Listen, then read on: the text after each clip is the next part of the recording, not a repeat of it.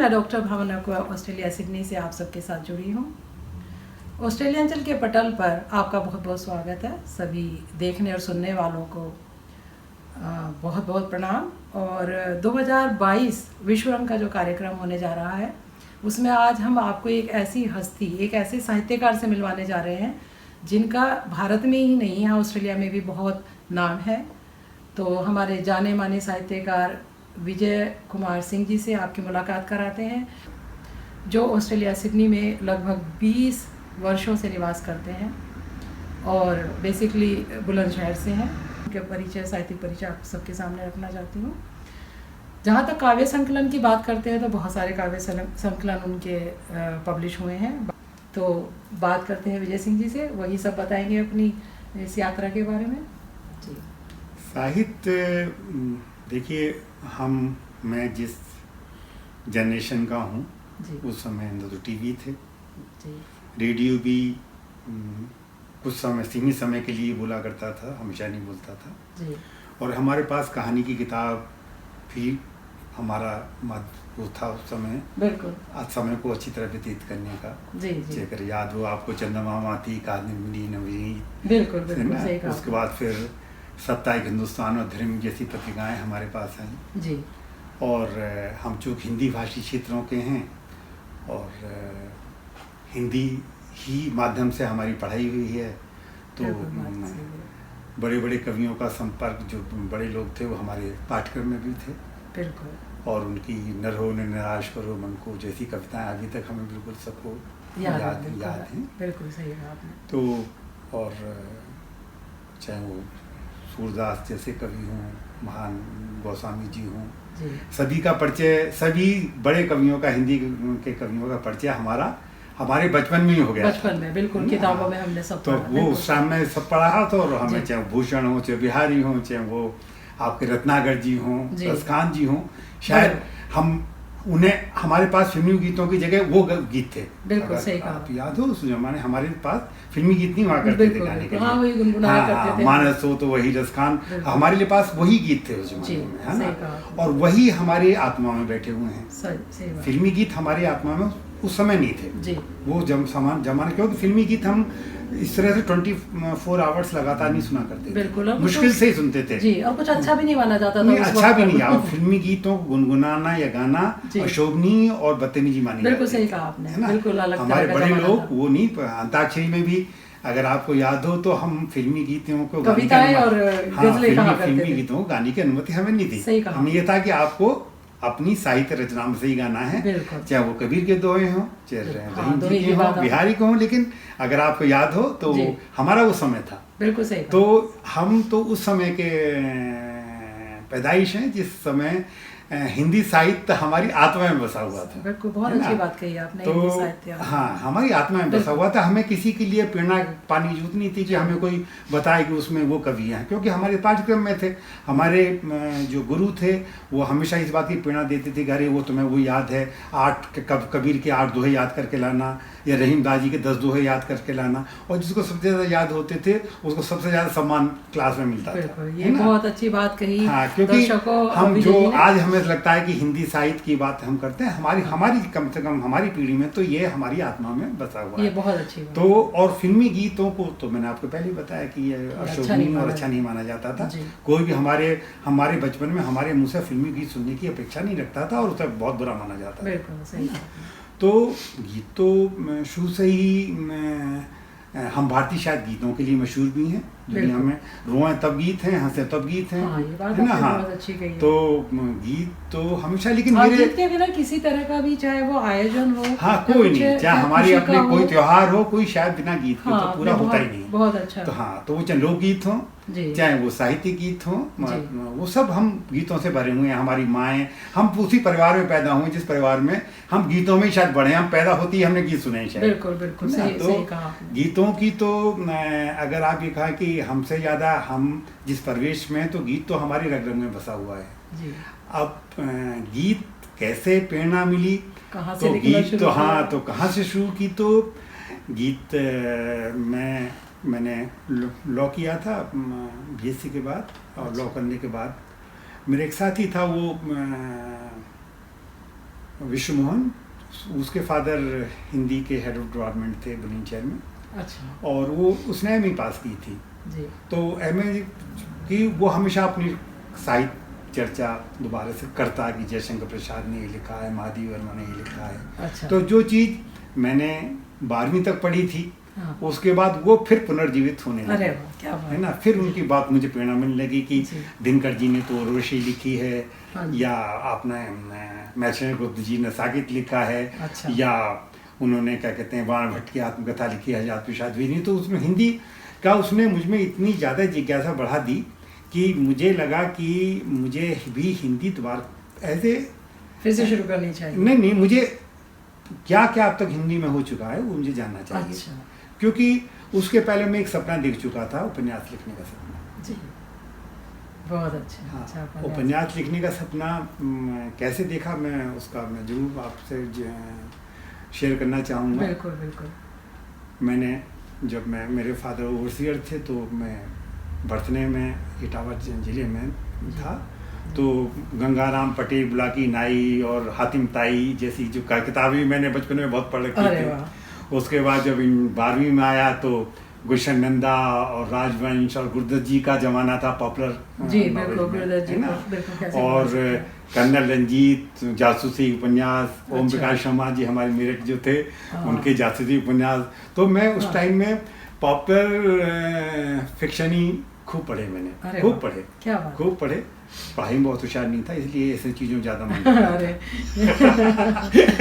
ऐसा है, पढ़ने का जिसको होता है। लेकिन संयोग से क्या हुआ कि एक मेरे साथी था तिलकजा आनंद, उसके भाई नियर थे, तो मैं उनके घर बहुत आता जाता था, मेरे बड़ा प्रिय दोस्त था जी।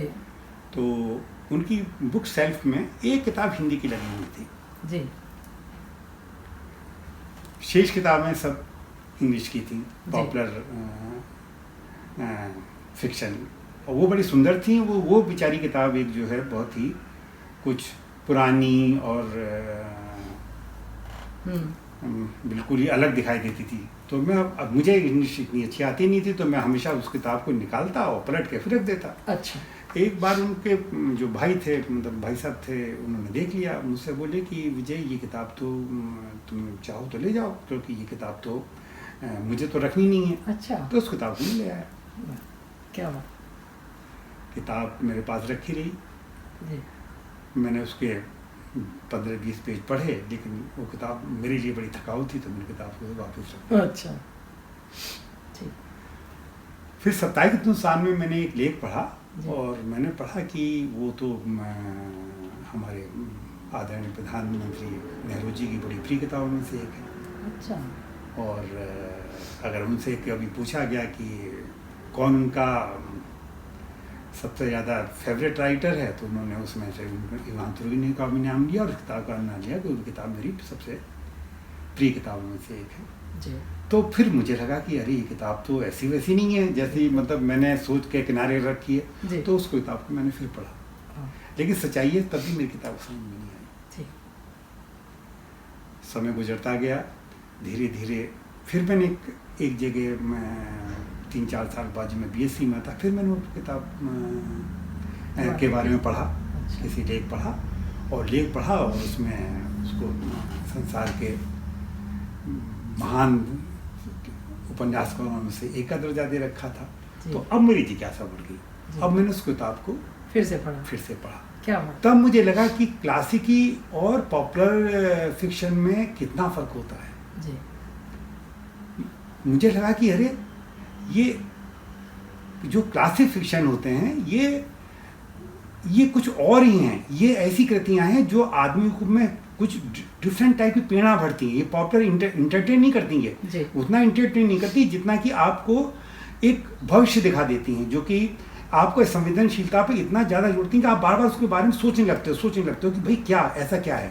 उसमें जो उसका हीरो है वो निहिलिस्ट है, बाजार उसका नाम है, और वो डिफरेंट एक सोच आइडिया का आदमी है कि जो ये कहता है कि ना जो वर्तमान जो भी परंपराएं हैं आप उनको नष्ट कर दो, अब नहीं तो अपने आप बन जाएंगी। उनके लिए क्या कहना चाहिए, आपको जो चिंता करने की जरूरत नहीं है, जो पुराना सड़ा गला है आपकी परंपरा में उसको पहले खत्म करो। हाँ, तो ये निहिलिस्ट मूवमेंट रशिया में खूब चला एक ज़माने में। और मज़ेदार बात यह कि तुरुनेव ने जब ये लिखी थी किताब तब निहिलिस्ट मूवमेंट की सिर्फ शुरुआत थी, लेकिन वो मूवमेंट बहुत चला। और ये तो बहुत अच्छी बात है, जैसे कि आपने कहा है कि जो हमारी सड़ी गली प्रथाएं चली आ रही है, परंपराएं चली आ रही हैं, हमें उन्हें बंद करना नहीं वो, लेकिन उसमें वो आप सही कह रही हैं, लेकिन वो निहिलिस्ट था, निगेटिव था बिल्कुल। निहिलिस्ट मीन बिल्कुल निगेटिव, नकारात्मक जिसे कहते हैं कि जो हम हैं उसको बिल्कुल खत्म करो उनका। हाँ, तो एक डिफरेंट टाइप की आइडियोलॉजी थी जो डेवलप हुई। तो तब मुझे लगा कि ये तो क्लासिक साहित्य तो बहुत ही डिफरेंट है, और सच्चाई साहित्य यही है। जो साहित्य जिसे हम कहते हैं वो जो मैंने पढ़ा था वो उसको हम साहित्य तो नहीं कह सकते। हाँ ठीक है, साहित्य ये नहीं कहते, लोक साहित्य कह लो आप, लेकिन उसको साहित्य जिसे कहते हैं जो जिससे हमारी भाषा समृद्ध होती है, हमारा जिससे कि हमें एक डिफरेंट टाइप का व्यू मिलता है, दृष्टिकोण मिलता है, वो किताबें नहीं है। वो तो सिर्फ मनोरंजन के लिए आपने पढ़ ली और आप उनको भूल गए, आपकी कहानी उनकी याद रही, आपको रुचिकर कहानी लगी तो आपको याद रही, लेकिन उससे आपको कुछ आपका विजन नहीं बढ़ता है ना उसका, आप उसको जीवन में साथ लेके चल सकते हो। बिल्कुल। लेकिन जो फिर मैंने जब ये पढ़ी किताब तो ये राइटर रशिया के थे इवान तुरुनेव। फिर रशिया की किताबें उस जमाने में बहुत सस्ती मिला करती थी अपेक्षाकृत हमारी किताबों से, क्योंकि वो उसको पॉपुलर करना चाहते थे अपनी आइडियोलॉजी को। तो जितनी भी किताबें थी बड़ी सुंदर हुआ करती थी। अच्छा। और बहुत सस्ते दामों में मिलती थी। अगर हमारी किताब 8 रुपये की है तो वो किताब हमें 2 रुपये या 1.5 रुपये की मिलती थी उस समय में। तो चूँकि उस किताब का मुझ पर इतना ज़्यादा असर था, इतना ज़्यादा प्रभावित था कि मैंने जितने भी रशियन उपन्यास थे, रशियन जो थे इनके हिंदी अनुवाद थे, वो धीरे धीरे पढ़ने शुरू कर दिए। खरीद भी लाता, जो क्यों सस्ते हुआ करते थे अपना, वो खरीद भी लाता मैं वहाँ से।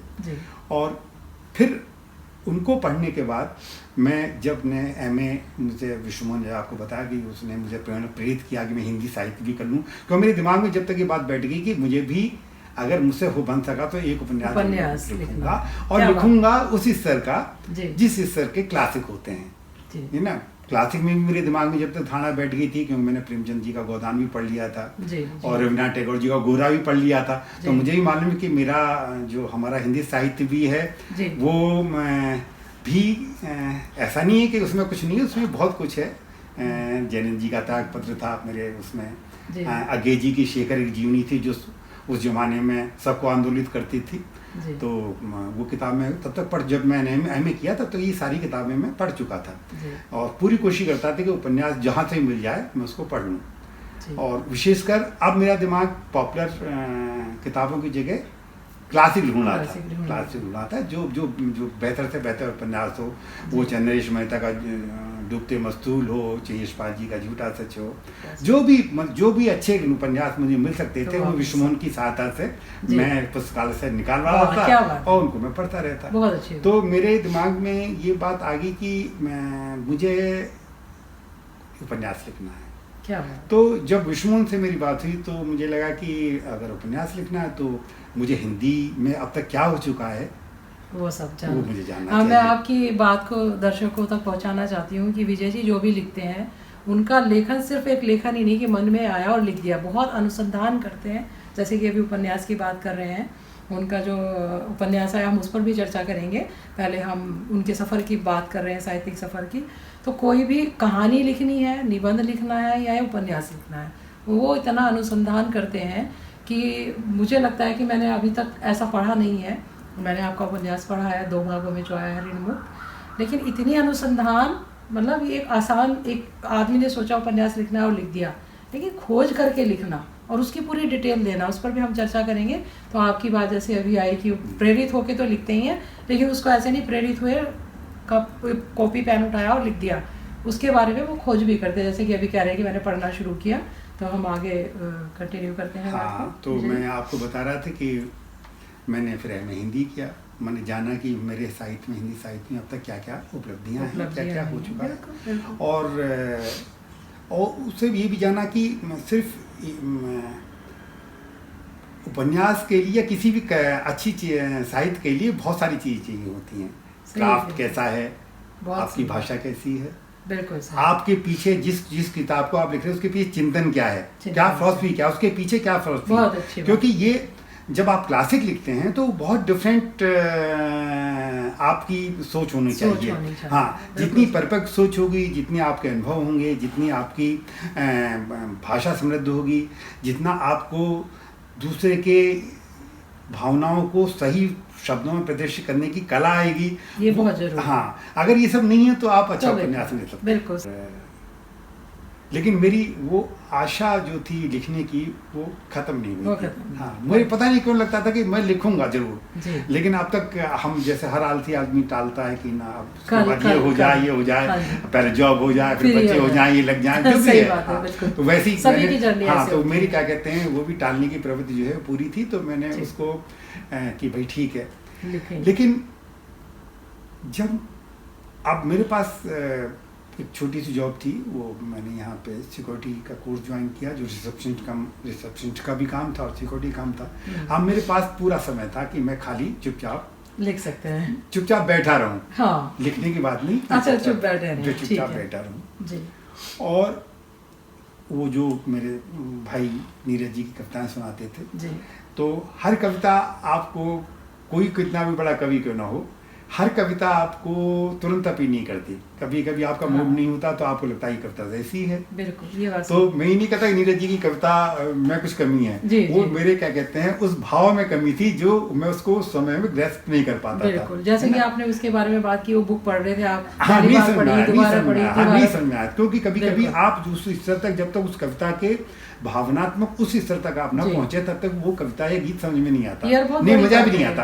आप दुखी हो तो आपको दुखी होने का गीत जो है बड़े आराम से आप उसको सहज भाव से स्वीकार कर लेंगे। लेकिन अगर लेकिन अगर आप हंस रहे हैं और आपको दुखी गीत सुना दिया तो शायद मुझे लगता है कि आप समझ में ना उस वक्त नहीं समझ, हाँ, आप उसको बहुत सही ढंग से लेंगे, हम उसे उतने अच्छे तरीके से। कहा कि नीरज जी को मैं बहुत बचपन से सुनता चला रहा हूँ, नया नहीं है, बुलंदशहर में भी कई बार देखा भी था उनको।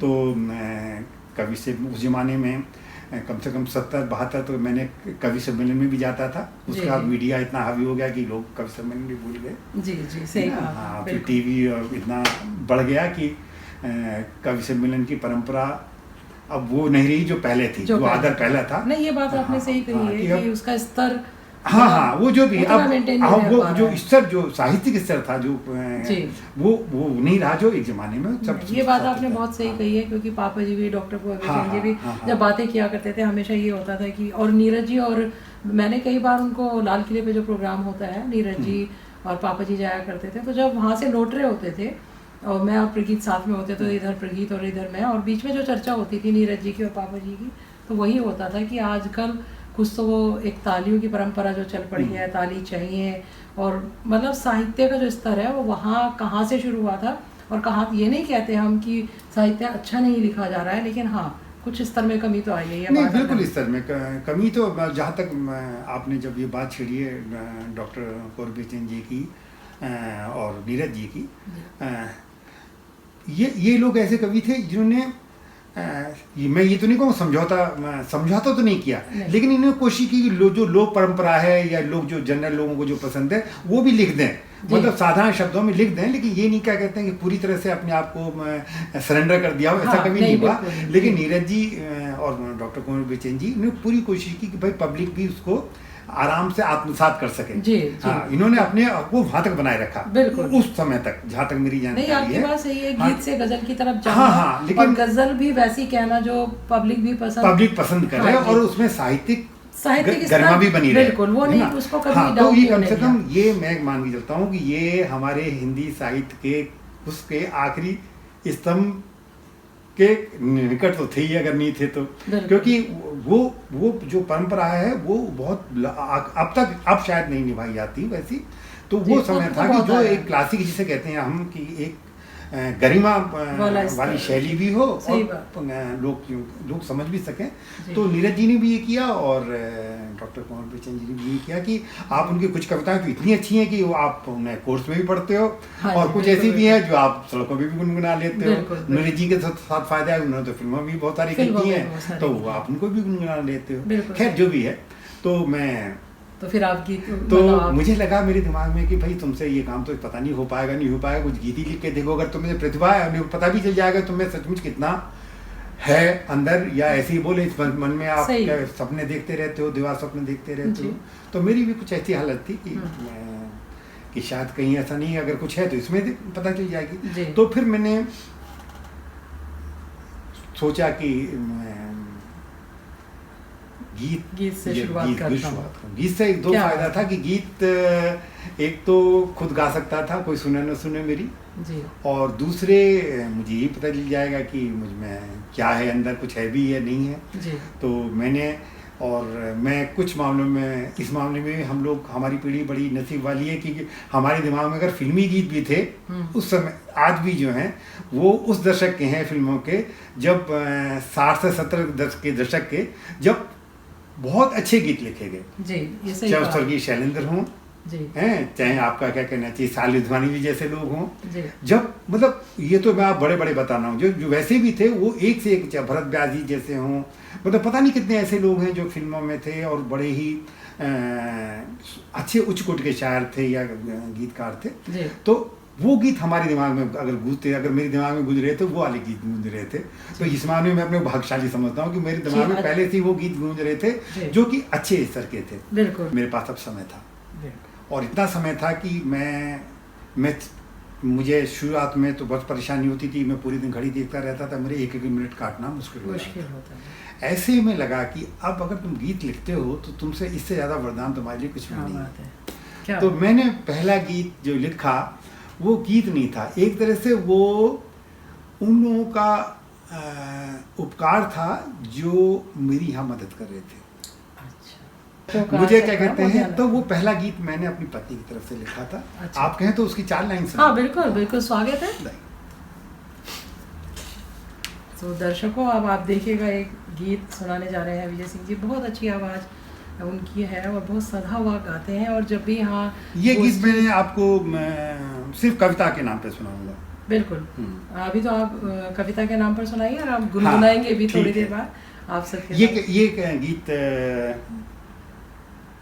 अप्रैल 2004 में 8 अप्रैल को, ये मेरा पहला गीत पहली कविता है, गीत है। हाँ जी, बहुत बहुत स्वागत है विजय जी आपका। माना कठिन लंबा सफर उस पे अनजानी डगर, क्या बात, ये मेरी पत्नी की तरफ से मेरे लिए जी, ठीक है समझ। माना कठिन लंबा सफर उस पे अनजानी डगर, तेरे मेरे साथ को अपने यहाँ भी और। क्या बात है, क्या कहते, तेरे मेरे साथ को अपने यहाँ भी और है।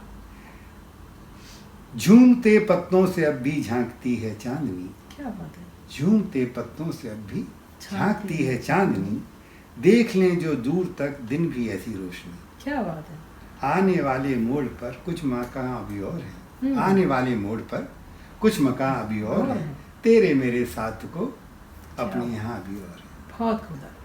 इसकी अंतिम पंक्ति है जी। हम प्रौढ़ लोग थे, हम दोनों, मैं और मेरी पत्नी जी। तुम घिरे अवसाद में या उठी है कोई पीर, तुम घिरे अवसाद में या उठी है कोई पीर, वेदना ने आके खींची मेरे चेहरे पर लकीर। हम रिंकल पड़ जाते हैं एक उम्र के बाद। वेदना ने आके खींची मेरे चेहरे पर लकीर, देखना इस ओर भी मेरे यहाँ भी और है, तेरे मेरे साथ को अपने यहाँ। बहुत। तो ये वो कविता थी जो शुरुआत की कविता, ये पहली कविता थी जो मेरी पत्नी की तरफ से मुझे कही गई, क्योंकि मेरी पत्नी मुझसे ज़्यादा साथी और हिम्मती थी। सच से है कि मैं बहुत जल्दी घबराने वाला था, लेकिन मेरी पत्नी मुझसे ज़्यादा धैर्यवान, सहनशील, कम बोलने वाली और मुझसे ज़्यादा विल पावर वाली थी। तो ये कविता उनकी तरफ से लिखी गई। वाह, बहुत सुंदर ये कविता, और आप दर्शकों को भी बहुत पसंद आई आपकी होगी, निश्चित रूप से ये कविता पसंद आएगी। पहली कविता हमने साझा की विजय कुमार सिंह जी के साथ, और उनकी ये पहली ही पुस्तक जिसका नाम है वल्ल की, गीत और कविता संग्रह, ये इनका पहला संग्रह। उसके बाद हम बाकी जो उनकी जर्नी है उस पर चर्चा करते रहेंगे। और इसी में से मुझे भी, हालांकि मुझे तो आपके सारे ही गीत बहुत पसंद है, मेरे लिए चूज़ करना बड़ा मुश्किल हो जाता है, लेकिन फिर भी मेरी पसंद की भी एक गीत कहूँगी मैं इसको, कुछ कहना चाहती हूँ, मैं खुद पढ़ देती हूँ कि तेरी मुस्कान कर मेरे ख्याल से आप इसको गुनगुनाएंगे तो ज्यादा अच्छा लगेगा। अरे नहीं, आप गा लीजिए। नहीं, मैं इसको पढ़ूं उससे अच्छा आप दर्शकों चलिए 4 लाइन सुना देता हूँ। हाँ बिल्कुल, स्वागत है। मैं मतलब स्वर इतने अच्छे हैं कि आप भी मंत्रमुग्ध हो जाएंगे। ये रचना कुछ ऐसा था कि दिमाग में कि एक आप किसी पार्टी में जाते हैं और किसी नवयुवक को कोई नवयुवती पसंद आ जाती है, तो उन्हें एक दूसरे के मुस्कुराहटों को आदान प्रदान होता है। उसके बाद जब वो घर लौट के आता है और जब सोचता है तो कुछ ऐसा ही सोचता है जैसा शायद मैंने लिखा होगा। बिल्कुल। तेरी मुस्कुरा कर बंदगी, तेरी मुस्कुरा कर बंदगी, नए ख्वाब मेरे सजाएगी, तेरे हाल की तुझको खबर, मुझे रातों नींद न आएगी, मुझे रातों नींद न आएगी। बहुत अच्छा, एक बात और हो जाए। देखूं कभी जब कहकशां, देखूं कभी जब कहकशां, देखूं तुझे भी मैं वहाँ, देखूं कभी जब कहकशां, देखूं तुझे भी मैं वहाँ, सरे रूबरू होगा आईना और अक्स तेरा दिखाएगी, तेरी मुस्कुरा कर बंदगी, नए ख्वाब मेरे सजाएगी, तेरे हाल की तुझको खबर, मुझे रातों नींद न। क्या कहने, तो बड़ी बहुत अच्छी कविता ये आपकी, बहुत अच्छा गीत है और आप सबको भी बिल्कुल पसंद आएगा, मैं पूरी गारंटी इस बात की लेती हूँ।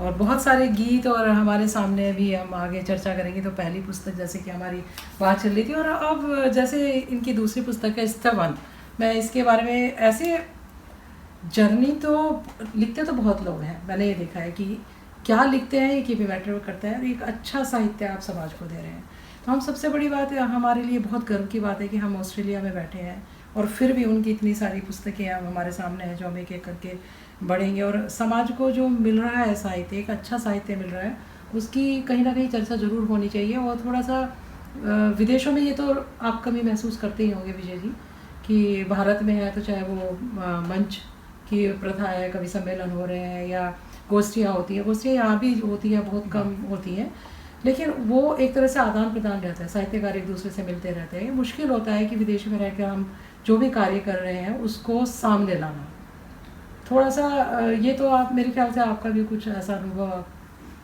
दरअसल इसमें मैं क्या कहूँ कि अगर हम भारत में होते हैं, दरअसल मैं अब जैसे आप कुछ हर चीज़ की कुछ चैलेंज, डिफरेंट चैलेंज हैं, जैसे कि मैं यहाँ पे हूँ जी, और तो मुझे दिमाग में लगता है कि मैं अपने साहित्य के लिए क्या कर लूँ, मैं अपने हिंदी साहित्य के लिए क्या कर सकता हूँ। यहाँ मुझे समस्या ये है नहीं कि सम्मेलन हो रहे हैं, हाँ, क्योंकि मैं कम से कम मैं जैसा मैं रचना चाहता हूँ, मुझे मालूम है कि मैं उसको मैं जो फिलहाल कवि सम्मेलन है उनसे मुझे उम्मीद कम है कि मैं उनसे कुछ सीख पाऊंगा। ये नहीं कहता वो बहुत अच्छे लिखते हैं, हाँ। बहुत अच्छे कवि, बहुत अच्छे कवि हैं, हाँ, सब ऐसा नहीं है, लेकिन पता ही कि मुझे लगता है कि मैं शायद मेरा एकांत, मेरा अपना एकांत, मेरी कुछ उनको पढ़ना, क्योंकि वहाँ सुन जो लेता हूँ उससे बेहतर कि मैं जो पढ़ता हूँ शायद मुझ पर ज़्यादा प्रभाव डालता है। तो अब मेरे दिमाग में ये गर्व भी महसूस होता है, शायद हिंदुस्तान में तो नहीं होता मुझे ये गर्व कि मैं हिंदी में लिख रहा हूँ, लेकिन इस देश में मुझे गर्व महसूस होता है। जैसे कि दर्शकों में बात कर रही थी, उनकी दूसरी पुस्तक फिर ये स्तवन आई है, जिसमें बहुत सारे गीत हैं, बहुत अच्छे अच्छे गीत हैं, और इसके बाद भी उनका सफर चलता रहा। ये इस किताब के बारे में आपको स्तवन के बारे में बता दूंगा, इसका स्तवन नाम मैंने क्यों रखा। हाँ, ये बिल्कुल आप बताइए और सब जानकर। ये दरअसल ये किताब मेरे एक भरतना में एक ऐसे भी इंटर कॉलेज जहाँ से मैंने 10th पास की जी, वहाँ एक हरिश्चंद्र पाठक मेरे साइंस के टीचर हुआ करते थे जी। एक देश प्रेम के ऊपर एक ऐसे लिखा मैंने।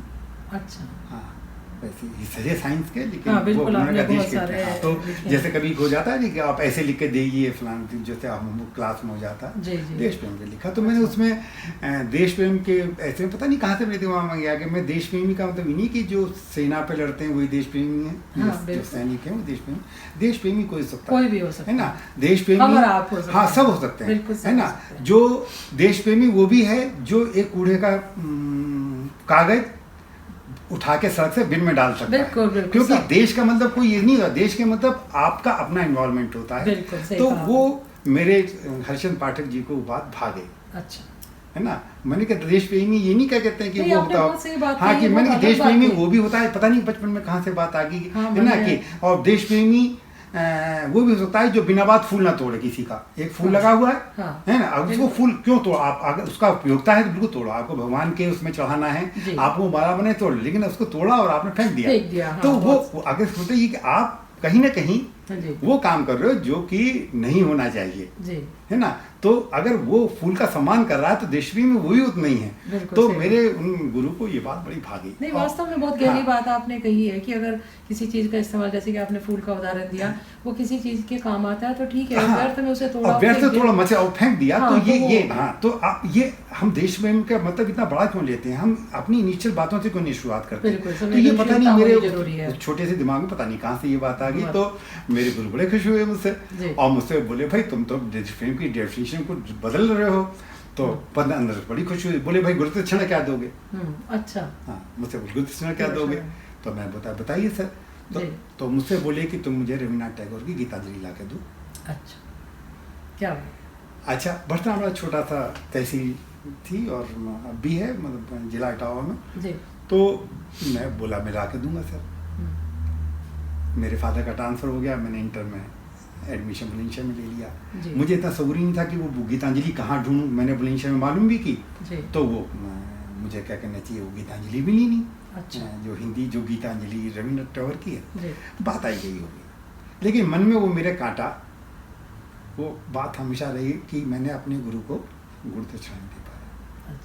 तो पहली किताब तो जो ये तीसरी किताब थी, एकदम मुझे एकदम का ध्यान आया जब किताब को मैं वो कर रहा था, इसको संकलन कर रहा था, तो मैं एकदम ध्यान, मैंने अपने गुरु का ध्यान आया, मुझे लगा कि मैंने तो भाई उनको किताब दे दी और अब तक मैं उनका ऋणी हूँ, तो मैंने ये स्तवन उनके नाम पे नाम रखा। और मैंने ये उनको इसकी एक प्रति 2 प्रतियां मैंने स्कूल में भेजी, ऐसे इंटर कॉलेज, मुझे पता नहीं उनको मिली है वो जीवित भी है नहीं है, मुझे नहीं पता। क्योंकि वो कभी सवाल ही उठता, क्योंकि उस जमाने में तो फ़ोन थे ना मोबाइल थे, कुछ था ही नहीं। तो मैंने फिर इसकी 2 प्रतियां उनको भेजी और चिट्ठी भी लिखी प्रधानाचार्य को, ऐसे ही इंटर कॉलेज के प्रधानाचार्य जी को, कि अगर वो हों जीवित तो भाई मेरी किताब पहुँचा दो कि मुझ पर उनका ऋण है। और मैंने वो गीतांजलि भी भेजी साथ में, अच्छा। नहीं गीतांजलि भी भेजी, क्योंकि अब तो मैं जानता था पब्लिशर क्या था, तो मेरे मन में वो ऋण, मैंने कि कैसा मैं शिष्य हूँ कि मैं उसको ऋण को चुका ही नहीं पाया, गुरु दक्षिणा भी नहीं चुका पाया। तो ये किताब इस वक्त उन्हीं के प्रति सम्मान के नाम मैंने, क्या बात है, तो किताब बात तो बड़ी छोटी, लेकिन मैं अब मैं कम से कम अपने को अपराधी महसूस नहीं करता कि मैंने अपनी गुरु नहीं, बहुत अच्छी आपने सही कहा। और जैसे कि अब हमारे हाथ में एक किताब आपकी और आई है गीतों की, तो इसका नाम है संगिनी। तो दर्शकों, ये पुस्तक है संगिनी, जो हम बहुत अच्छा साहित्य, हम ये नहीं कह सकते कि साहित्य अच्छा नहीं लिखा जा रहा है, इसके एक भी गीत को आप ये नहीं कह सकते कि आप इसको गुनगुनाते हुए आप भूल सकते हैं। हर शाम फिर से उदास क्या कीजिए, एक गीत इन्होंने लिखा है कि शाम फिर से उदास क्या कीजिए, दिल है फिर से हताश क्या कीजिए, और हर कली फिर से सोती जाती है, खुशबू भी कम सी होती जाती है, अब न कोई है आस क्या कीजिए, और शाम फिर से उदास क्या कीजिए, अब न वह शोर वह सवेरा है, अब ना वह शोर वह सवेरा है, अब तो पंछी का एक बसेरा है, और आ गई फिर से रात क्या कीजिए। क्या बात है, आ गई फिर से रात क्या कीजिए, और शाम फिर से उदास क्या कीजिए। अब देखिए, हर तरह के गीत इन्होंने लिखे हैं, रोमांटिक भी लिखे हैं और दर्द भरे गीत भी लिखे हैं। कितनी बात कही जाए, इस जो ये आपकी पुस्तक है संगिनी, इसके बारे में आप कुछ कहना चाहेंगे? संगिनी क्या, जाहिर आप जानते हैं संगिनी के नाम पर बिल्कुल यही लग रहा था कि भाई जीवन साथी कहीं मैं गलत ना बोल मिलती हो जी, जिससे जिन क्योंकि मेरी स्वर्गीय धर्मपत्नी मेरे लिए आदर्श थी, क्योंकि मैंने बता नहीं कि मैं बहुत से लोगों को प्रभावित हुआ, और पिता से, माँ से, अपने गुरुओं से, दुनिया भर के बहुत से लोग थे, लेकिन बहुत मैं आपकी बात को रोकते हुए मैं दर्शकों को आपको बताना चाहती हूँ कि अभी कुछ दिनों पहले हमने उनको खो दिया है। वो हमारे साथ ही थी, हमारा घर पे जाना उनके साथ, और वो इतना अच्छे से, मतलब वो लिखती नहीं थी लेकिन वो इतना अप्रिशिएट करती थी विजय जी को। कुछ गीत इन्होंने लिखा, पूछते थे कुछ नया लिखा, वो कहते थे लिखा, गुनगुनाइए, गुनगुनाते थे, और वो सीधा कैमरा लेके खड़ी हो जाती थी और वो रिकॉर्डिंग किया करती थी। तो बस ये हमारी बदकिस्मती रही। मैं उन दिनों यहाँ थी भी नहीं, मैं भारत यात्रा पर गई हुई थी, तो मुझे पता चला कि ऐसा हो गया। तो आज तक भी वो हमें लगता नहीं कि ऐसा कुछ हुआ है। उसके बाद हमारी मुलाकात अब हो रही है, तो ये बहुत बड़ी बात होती है कि आपको परिवार से भी सपोर्ट होती है। और मैंने देखा है उनको कि किस तरह से वो विजय जी के गीतों की मेरी क्या कहते हैं वो जीवन था, नहीं जीवन ही नहीं मेरे लिए वो, अगर मुझे कोई शब्द समझ में, उनकी उर्दू हिंदी दोनों को, उन्होंने एमए हिंदी से उन्होंने भी किया था जी, और उनकी उर्दू की और उर्दू से किया, नहीं हिंदी से किया था, लेकिन उनकी उर्दू, मेरे पापा जो मेरे फादर इन लॉ थे, जो वो पुलिस इंस्पेक्टर थे, उस जमाने में उर्दू काफी, मेरे फादर भी उनमें से थे, उनकी उर्दू बहुत बेहतर थी। क्या बात, 75% शुरुआत के दिनों में बता रहा हूँ, शुरुआत के दिनों में 5, 10, 8, 7, 8 साल जब तो मैंने गीत लिखे, मतलब लिखता था, तो बिना उनके शायद ही पूरा होता हो, क्योंकि मैं बहुत आराम से जो है पहुंच जाता था। इस जमाने में कंप्यूटर के इतनी सारी चीज़ें नहीं थी कि आपका डिक्शनरी पढ़ी हो, सब कुछ पढ़े हो, आप तो पर्यायवाची भी आपको मिल जाएंगे, लेकिन तब नहीं था ये सब कंप्यूटर पे। तो मैं कोई अगर शब्द का अल्टरनेट पूछना है या उर्दू पूछना है या इसका मीनिंग पूछना है, तो मेरे पास एक ही तरीका होता था कि मैं उनके पास पहुँच जाऊँ जहाँ पे हो, और मैंने भाई बताना उसका शब्द है क्या मतलब है, और मैं उनको सुनाता था, वो सजेस्ट भी करती थी कि भाई इसको ऐसा नहीं, जिसमें कहते जिसे एस्थेटिक सेंस इसको पूरा हो। ये सारी बात तो मेरे लिए भी बहुत नहीं है, मुझे बस इतना मतलब खुशी होती थी कि साहित्य से आप जुड़े हैं, और जैसे कि प्रगीत लिखते हैं, मेरे हस्बैंड लिखते हैं, तो हम ये कहते हैं कि हम दोनों लिखते हैं, तो हम दोनों एक दूसरे के भावों को, विचारों को समझ सकते हैं। तो मैंने यही सोचा कि आप लिखते हैं और वो आपकी संगिनी, जैसे कि आपने नाम भी दिया है, तो वो रिकॉर्डिंग करती हैं और आपको मतलब प्रोत्साहित करती हैं कि आप और करिए। बच्चों को हम बात भी करते हैं कि आजकल किताबें जो हैं, किताबों का सफ़र जो है ख़त्म होता जा रहा है, ऐसा नहीं है, हमारे पास तो बहुत सारी पुस्तकें हैं।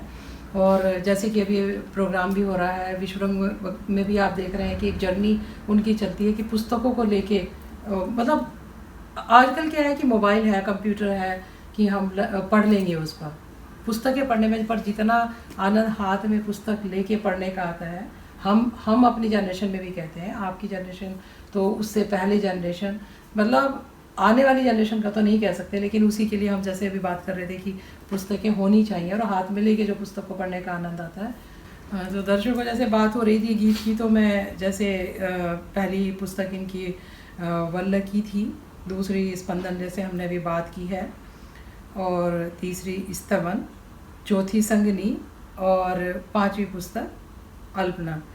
तो ये सफ़र हमारा चल रहा है। हम अब अल्पना के बारे में बात करते हैं। अल्पना ये आपकी पुस्तक है, गीत संग्रह है ये भी, तो इसके बारे में आपके मन में कैसे ख्याल आया? जैसे कि आपकी पुस्तकों के नाम भी बहुत अलग हैं।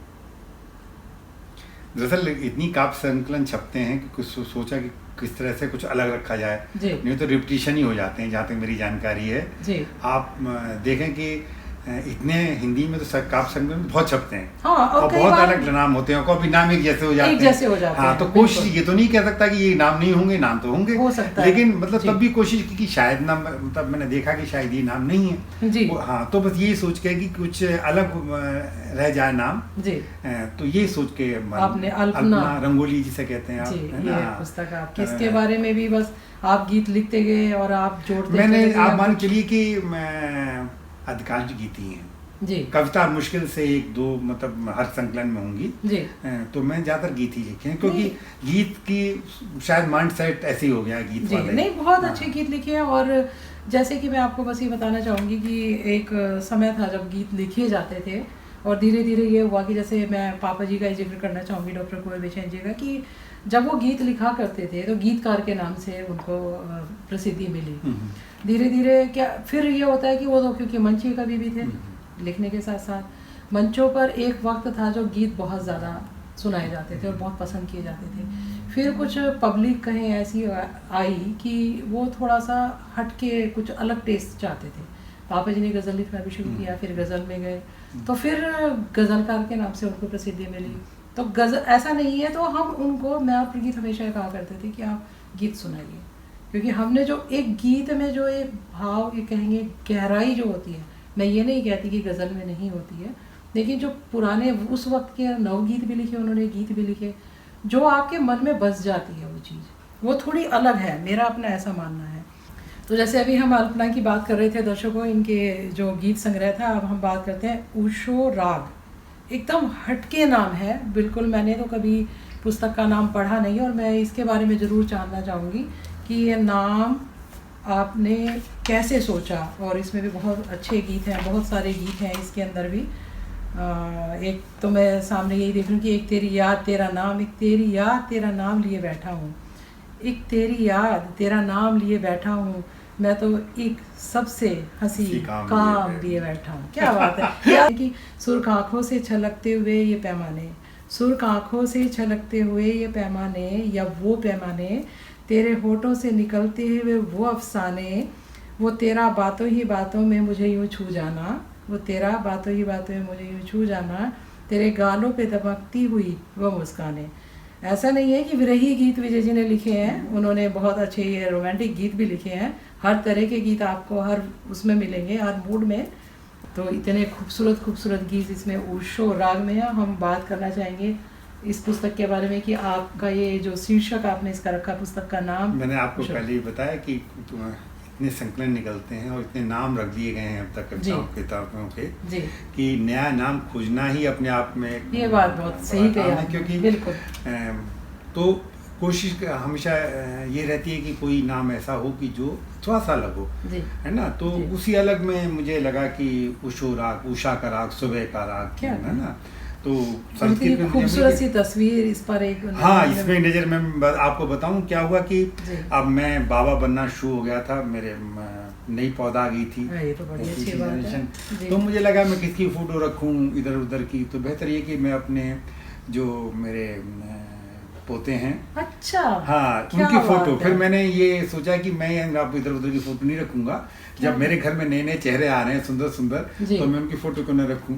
तो फिर मैंने, अब मैं कोशिश ये रहती है कि जो भी नया आए, जो भी न हमारे परिवार का नया सदस्य आए, तो उसकी फ़ोटो किताब पे हो, ताकि कम से कम मैं न रहूं तो कम से कम मेरे पास वो ये तो कह सके भाई हमारे बाबा ने भी हमें भाई, ये तो दर्शकों आपके लिए तो है ही, ये तो मेरे लिए भी बड़ी बात है कि मैंने तो कभी ऐसा सोचा नहीं, और मुझे पता भी नहीं, इतना साथ हमारा है विजय जी के साथ में, इतने साल से हम यहाँ ऑस्ट्रेलिया में साथ रहते हैं, पर मुझे किताबें पता है, मैं सब किताबें पढ़ती हूँ, गीत बहुत सराहती हूँ, बहुत पसंद आते हैं, पर ये चीज़ मुझे आज पता चली है कि इस पुस्तक मुझे लगा कि मैं अपने जो तीसरी जनरेशन है उनको क्या उपहार दूं, तो भाई मुझे लगा कि शायद मैं उनके नाम पे संकलन या उनके वो, इससे अच्छा उपहार कोई नहीं। हाँ, तो मुझे लगा कि एक बाबा के नाते शायद मेरे पास यही है कि भाई मैं जो मेरा है वो मैं उनके नाम पे हो, तो यही। तो ये मैं आपको फिर से दिखाना चाहती हूँ दर्शकों, ये नन्हा मुन्ना बच्चा,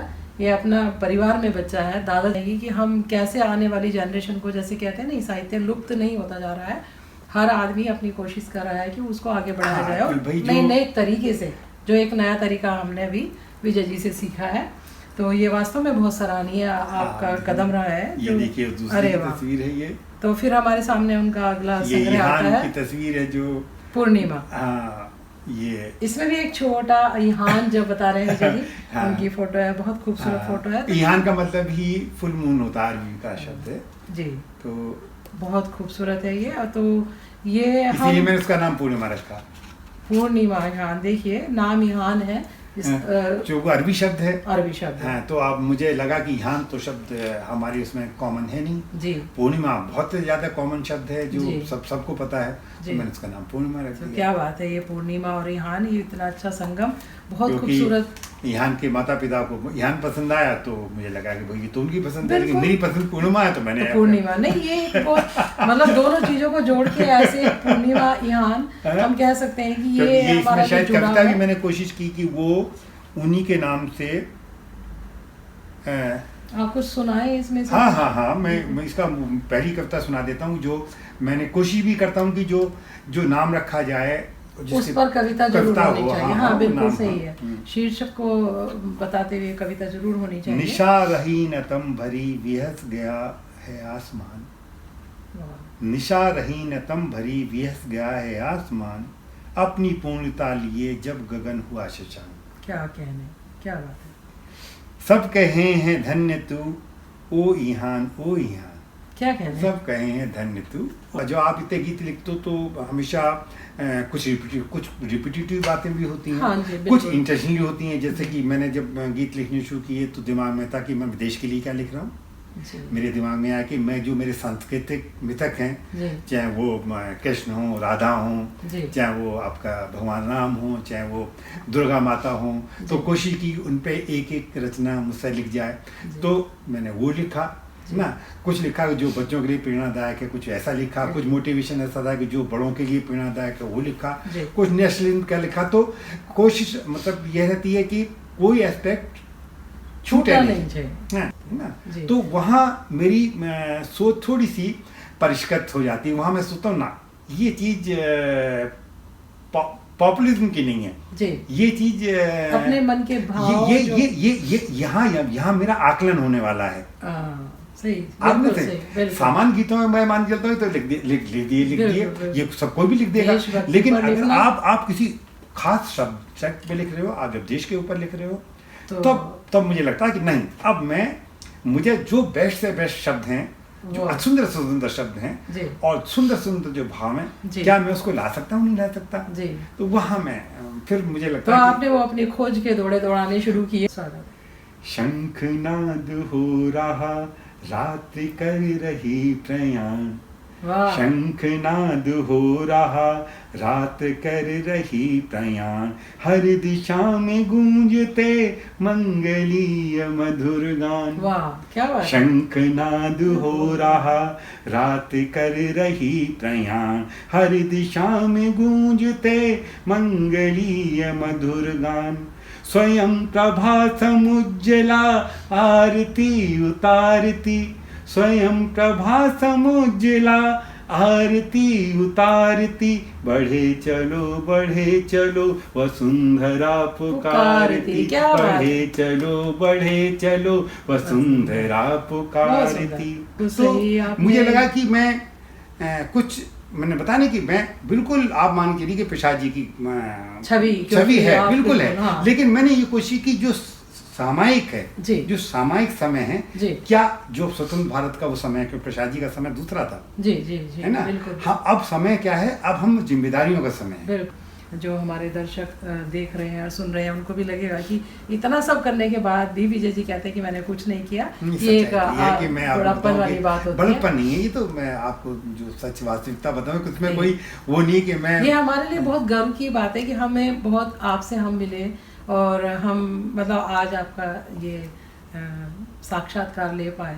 क्योंकि कभी कभी ऐसा होता है कि वो कहते हैं ना, दिए तले अंधेरा, चिराग तले अंधेरा वाली बात, कि हमारे पास मौजूद हैं इतने अच्छे, इतने बड़े साहित्यकार, और उसके बारे में हम जानते हैं कि बहुत अच्छा बड़प्पना बड़े साहित्यकार करें, मैं तो साहित्यकार ही नहीं समझता। ये इस चीज की आप हमेशा ऐसे बोलते हैं। नहीं, लेकिन ये आप शर्मिंदा कर रही हो। नहीं, मैं कुछ ऐसा साहित्यकार नहीं हूँ। बस ये कि मन में कुछ रहता है कि भाई कुछ न कुछ जो मुझ पे हो पा रहा हो कर लूँ। नहीं, सब साहित्यकार हूँ, ये हूँ भाई, मेरे दिमाग में सब बात है। सृजन आपने किया साहित्यकार, आप समाज को जो दे रहे हैं। मैं कहीं समाज को नहीं, मैं समाज को कुछ नहीं, ये जो कहते हैं समाज को ना, मैं देने वाला काम। ठीक है, आपने कहा कि मैंने अपने लिए लिखा है। मैं ही मान के चलता हूँ भाई, अगर मेरे शब्दों से दूसरा थोड़ा मुस्कुरा जाता तो मुझे लगता है कि वो कुछ मैं सार्थक हो गया, अदरवाइज इससे ज्यादा ये सबसे बड़ी बात है। हाँ, कि भाई कि मैं कुछ कह रहा हूँ, मैं वो कह रहा हूँ जो एक जिम्मेदार आदमी को कहना चाहिए। बस ये सबसे बड़ी बात है। जो भी कह रहा हूँ वो एक जिम्मेदार को क्या कहना चाहिए, मैं वो कोशिश करता हूँ, है ना। मैं चाहता हूँ मेरे सामने आने वाली पीढ़ियां हैं, उनको मैं क्या कह रहा हूँ, जो मैं कह रहा हूँ क्या वो मेरी पीढ़ियों के लिए अशिष्ट तो नहीं है जी। क्या वो मेरी बहुत अच्छी बस बात बस मुझे ये नहीं क्या कहते हैं कि आपको साहित्यकार हूँ मैं, भाई ऐसा कुछ नहीं हूँ मैं। आपने ये बहुत अच्छी बात कही कि हमें आगे यही सोचना है कि जैसे हम कहते हैं कि भाई अभी तक तो साहित्य चल रहा है, आगे इसकी स्थिति क्या होने वाली है। जैसे चाहे हम ऑस्ट्रेलिया की ये बात करें तो ठीक है कि कम था हिंदी का यहाँ कुछ। नहीं देखिए हम तो अभी शुरुआत है यहाँ पे। हाँ। आप ये देखिए हम ऑस्ट्रेलिया में हम कितनी पीढ़ी पहले आए हैं जी, जी। इंग्लैंड में तो बहुत पहले पहुंच गए थे, जी। अमेरिका में बहुत पहले से हैं जी, जी। हम तो अभी 2 पीढ़ी पहले आए हैं यहाँ पे, बिल्कुल है ना। हमारी 2nd पीढ़ी है जहाँ तक मेरी जानकारी है ना। तो अभी तो हम बच्चा है हमारे यहाँ, हम शैशव है, हमें बताने में अभी शैशव अवस्था में हमारा साहित्य है और लोग कोशिश कर रहे हैं, यहाँ भी साहित्यकार हैं और अपना मेहनत कर रहे हैं, क्योंकि यहाँ देखिए बहुत दबाव हैं, जॉब के दबाव हैं, नए स्थापित होने के जवाब हैं, आप स्थापित होते हो दबाव हैं। वो ईश्वर की कृपा से वो दबाव मेरे पास कम से कम है, तो मैं शायद कुछ ज्यादा कर पा रहा हूँ। जब दूसरों के पास दबाव कम हो जाएंगे तो बेहतर, मुझसे भी बेहतर करेंगे। तो ऐसा तो है नहीं कि ये बात आपने सही की। और जैसे स्कूल में भी पहले तो ऐसा नहीं था कि भाई एक हमारे यहाँ स्कूलों में कुछ स्कूलों में हिंदी है, अब तो उसका थोड़ा बहुत लोग मेहनत कर रहे हैं जो हमारे यहाँ साहित्यकार हैं, जो या उन्हें कहो कि स्कूल उन्होंने स्टार्ट किए 1 से 2, 2 से 3, 4 से 5, मतलब अब वो गिनती बढ़ती जा रही है। और जहाँ तक ये साहित्य की बात है तो इसकी जर्नी भी चली रही है और चलेगी एक ना एक दिन जरूर बुलंदी को छुएगी। मैं तो उम्मीद करता हूँ इस देश में भी अच्छी, क्योंकि देखिए ये जमाना ग्लोबलाइजेशन का है। जी। अब लोग अपनी कल्चर को भी उतना ही प्रेफरेंस देते हैं जितना कि सामान कल्चर को। सामान कल्चर मतलब मैं ये नहीं कहता कि यूरोपियन कल्चर को, ये इंडस्ट्रियल कल्चर को, जो टेक्निकल कल्चर को, जो भी कल्चर है उसको जितना वो देते हैं सम्मान, उतना अपने को भी देते हैं। आपको अगर बाहर की भाषा जर्मनी है, इंग्लिश है, तो आपको वो भी सीखनी है, लेकिन आप अपनी भाषा जो भी है वो भी आप उसमें भी कुछ करना चाहते हैं। ये कोशिश करते हैं कि आपकी परंपराएं जीवित रहें, जो कि आपके देश में भी खूब है। आप देखिए खूब दिवाली मनाई जाती है, होली मनाई जाती है, त्योहार मनाए जाते हैं। और जहाँ तक आत्मसम्मान वाली बात है, हम भारतीय किसी से कम शायद कम नहीं, बिल्कुल हम ज्यादा तो मैं नहीं कह सकता जाते हैं, लेकिन हम अब एज ए ह्यूमन बीइंग हमारी गर्व करते हैं अपनी सभ्यता पे गर्व, दूसरे भी करते हैं। ऐसा नहीं, क्योंकि जिस सभ्यता में दूसरे के लिए आदर हो, दूसरे के लिए सम्मान हो, उसका गर्व कौन नहीं करेगा। बिल्कुल नहीं, आपने सही कहा। जो हमारे मन में है और जो हम अपनी सभ्यता से जुड़े हुए हैं उसको तो हम भूलेंगे ही नहीं। और साथ में जब हम इस कंट्री में आए हैं, इस देश में आए, तो हमने यहाँ भी सीखा। हमने चाहे हमने अपना जीवन यापन के लिए कुछ किया हो, नहीं हमने सीखते हैं। और हम देखें हम क्यों नहीं सीखते। हम यहाँ की हम इक्वल राइट, डेमोक्रेसी, हम यहाँ के एक दूसरे के प्रति ह्यूमन बीइंग जो ह्यूमैनिटी है वो तो हम सीखते हैं। लोग कैसे मदद करते हैं एक दूसरे की, कैसे वो करते हैं। यहाँ कोई हमसे पूछता है तुम्हारा रंग क्या है, तुम्हारा मजहब क्या है, कोई नहीं पूछता, या कोई ध्यान देता है? बिल्कुल ध्यान नहीं। आप अच्छा काम कर रहे हैं, लोग आपकी इज्जत करते हैं ना। आप नहीं काम करते, लोग ध्यान नहीं देते आपके ऊपर। सही बात है। तो क्या हम भी तो अपने देश को ऐसे ही देखना चाहते हैं। बिल्कुल हम भी तो देश चाहते हैं कि भाई हम सब हम कैसे भी हों, कोई भी हो, हमें आपस में फर्क ना हो। बिल्कुल, बहुत अच्छी बात कही आपने ये। तो ये बात सही है कि हम अपनी संस्कृति को जिंदा रखने के साथ साथ बाकी संस्कृति के साथ भी हम चलते हैं। और यही एक जो ह्यूमैनिटी वाली बात आपने कही है, बहुत अच्छी बात कही है। तो हम आगे की तरफ बढ़ते हैं। एक नन्हा प्यारा सा इसमें ये ये भी ये तीसरे हैं। अच्छा, अंतर्मन नाम से। हाँ, ये इनका नाम अव्यय है वैसे तो। अच्छा। लेकिन मुझे लगा कि अव्यय नाम तो ज्यादा कठिन हो जाएगा, तो मैंने अंतर्मन रख दिया। लेकिन हाँ, तब भी मैंने अव्यय के नाम पे कविता जरूर लिखी होगी, ऐसा नहीं है। बिल्कुल, वो भी हम सुनना चाहेंगे। हमारे दर्शक सोच रहे होंगे कि तो अव्यय के नाम पे कविता हो जाए। हाँ, अव्यय ईश्वर को कहते हैं। अव्यय जहाँ खर्च ना हो जी, ईश्वर जो कम ना हो। हाँ, अव्यय। हाँ। तो ये वो मैं जब ईश्वर के नाम पे, तो ईश्वर की प्रार्थना ही आप समझिए। बिल्कुल बिल्कुल, हमारे दर्शकों को सुनाइए आप ये कविता भी। हे अव्यय रे, हे अविनाशी, हे परमेश्वर हर घटवासी, दया करो रे दीन बंधु रे, कृपा करो रे कृपा सिंधु रे। इसका अंतिम बंद है। भव सागर में मेरी नौका, तीव्र तरंगों का यह झोंका। भव सागर में मेरी नौका, तीव्र तरंगों का यह झोंका। किस विधि से अब इसको खेयूं, मुझको फिर से इसने रोका। क्या शक्ति भरो रे दीन बंधु रे, कृपा करो रे कृपा सिंधु। बहुत खूबसूरत, इतने सुंदर जैसे भाव आते हैं इनसे। अपनी इतनी सुंदर प्रार्थना आपने सुनाई, और ये तो मेरे लिए भी नई थी, मैंने इसको मतलब पहली बार ही सुना है। इतनी खूबसूरत आपने अभी ये प्रार्थना देखी, और मन वैसे ही हो जाता है। अभी हम बात मोहब्बत की कर रहे थे, फिर हम समाज की, हम देश की बात कर रहे थे, तो अब ईश्वर की बात आई तो इतना सुंदर आपने इसका नाम भी दिया है, अंतर मन। अब ये अच्छा। तो मैंने बताया ना कि जो भी कुछ सब्जेक्ट मेरे दिमाग में थे कि इन सब्जेक्ट पे तो मुझे अलग से लिखना ही कुछ लिखना है। बिल्कुल, तो आपने सब वो मैंने लिखा, मैंने बताया ना, जैसे देश के लिए या अपना मोटिवेशन के लिए, तो उन पे तो मैंने बहुत ध्यान देकर लिखा कि ये सब्जेक्ट पे मुझे लिखना है। बाकी पॉपुलर कोई आ गया ना शब्द, जो अपना लाइन आई वो तो गीतों में ढल गई, तो बहुत ही अच्छा था वो। तो सुबह की बात जब विराट से शुरू हो जी, ये हर सुबह की बात जब व्यापकता से शुरू हो जी, तो मैं ये नहीं कहता कि आप ईश्वर की बात कर रहे हो, आप न भी करो। जब आप अपने मन में हमारा मन कब हल्का होता है जी, जब हम व्यापकता की बातें करते हैं, बात आपने सही है ना। जब संकीर्ण बातें करते, जब संकीर्णता की बातें करते हैं, हमारा मन भारी हो जाता है। ये हमारी नेचर है, हमारी नेचर है। मैं नहीं कहता कि आप कि नहीं फलाने, मेरे लिए तो भाई सारे महापुरुष हैं, सारी देवता हैं, वो चाहे ईसा मसीह हो, चाहे मोहम्मद साहब हो, चाहे कोई भी हो, क्योंकि मैं मान के तो ये जब आपके दिमाग में उनके प्रति श्रद्धा व्यापकता है तो आपको अच्छा। अब हम बात करेंगे उनके संकलन की, जो उन्होंने संपादन किया है, गंध मेरी माटी की, जो बुलंदशहर के कवियों को लेकर इन्होंने पुस्तक लिखी है। एक पुस्तक हम आपके सामने ये दिखा रहे हैं। अब जो आप मुझसे कह रहे थे क्या करना चाहिए वो कि कोई देश के लिए सुनाइए जी जी, तो इस पुस्तक में मुझे मिल गई हो। स्वागत है फिर आपका, बिल्कुल सुनना चाहिए। आपने बहुत ही उसका कहना चाहिए वो वंदे मातरम तो कितना सुना होगा। अरे बस बिल्कुल बिल्कुल, कितना सुना होगा कि वो बिल्कुल हमारी तो खून में बसा हुआ है। बिल्कुल कोई जनगण मन और क्या कहते हैं वंदे मातरम, तो हमारे तो बसे हुए हैं, खून में बसे हुए हैं। तो मुझे लगा कि वो जो बंगाल में बंकिम चंद्र जी ने लिखा था, बंगाल के लिए लिखा था, वो पूरे भारत के लिए नहीं लिखा था, शायद बहुत कम लोगों को पता है। वो सिर्फ बंगाल के लिए लिखा गया था।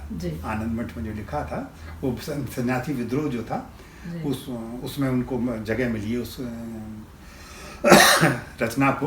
तो वो सिर्फ आनंद मठ जो किताब है, उसमें है ये जी आपका, लेकिन ये अलग से लिखा था उन्होंने। इसको लिखा ही अलग था, तो उसमें बाद में इंक्लूड किया उस बुक में। तो मुझे लगा कि मैं इसको अपने ढंग से अगर मैं, तो आज मैं क्या लिख सकता हूँ। कोटि कंठ निनाद एक स्वर, कोटि कंठ निनाद एक स्वर, स्वर चतुर्दिश ध्वनित प्रतिस्वर। शुभदायिनी सुखदायिनी वरदायिनी फलदायिनी, वंदे मातरम, वंदे मातरम। क्या स्वर्ण किरणों का लास चंचल, ज्योत्सना इस स्निग्ध निर्मल, शांत शीतल शुभ प्रहर्षित, मलय अनिल पावन अनवरत। क्या बात। शुभदायिनी सुखदायिनी वरदायिनी फलदायिनी, वंदे मातरम, वंदे मातरम, वंदे मातरम, वंदे। क्या बात, अलग ही भाव, अलग ही सोच, और एकदम मन ऐसा जैसे कि हम बात कर रहे थे, जैसे भाई देश से बड़ा कौन। बस बिल्कुल एकदम हम ऐसा लग रहा है इसी वक्त की जैसे अंदर से एक भाव आते हैं, आंखों में एक नमी आ जाती है जहाँ देश की बात चलती है। और इस तरह के गीत जब हम सुनते हैं तो एक रोमांच सा शरीर में आता है, ऐसे कह सकते हैं, या एक्सप्लेन करना मुश्किल है कि किस तरह से हम रोमांचित से वो होते हैं अपने देश का नाम सुनते ही।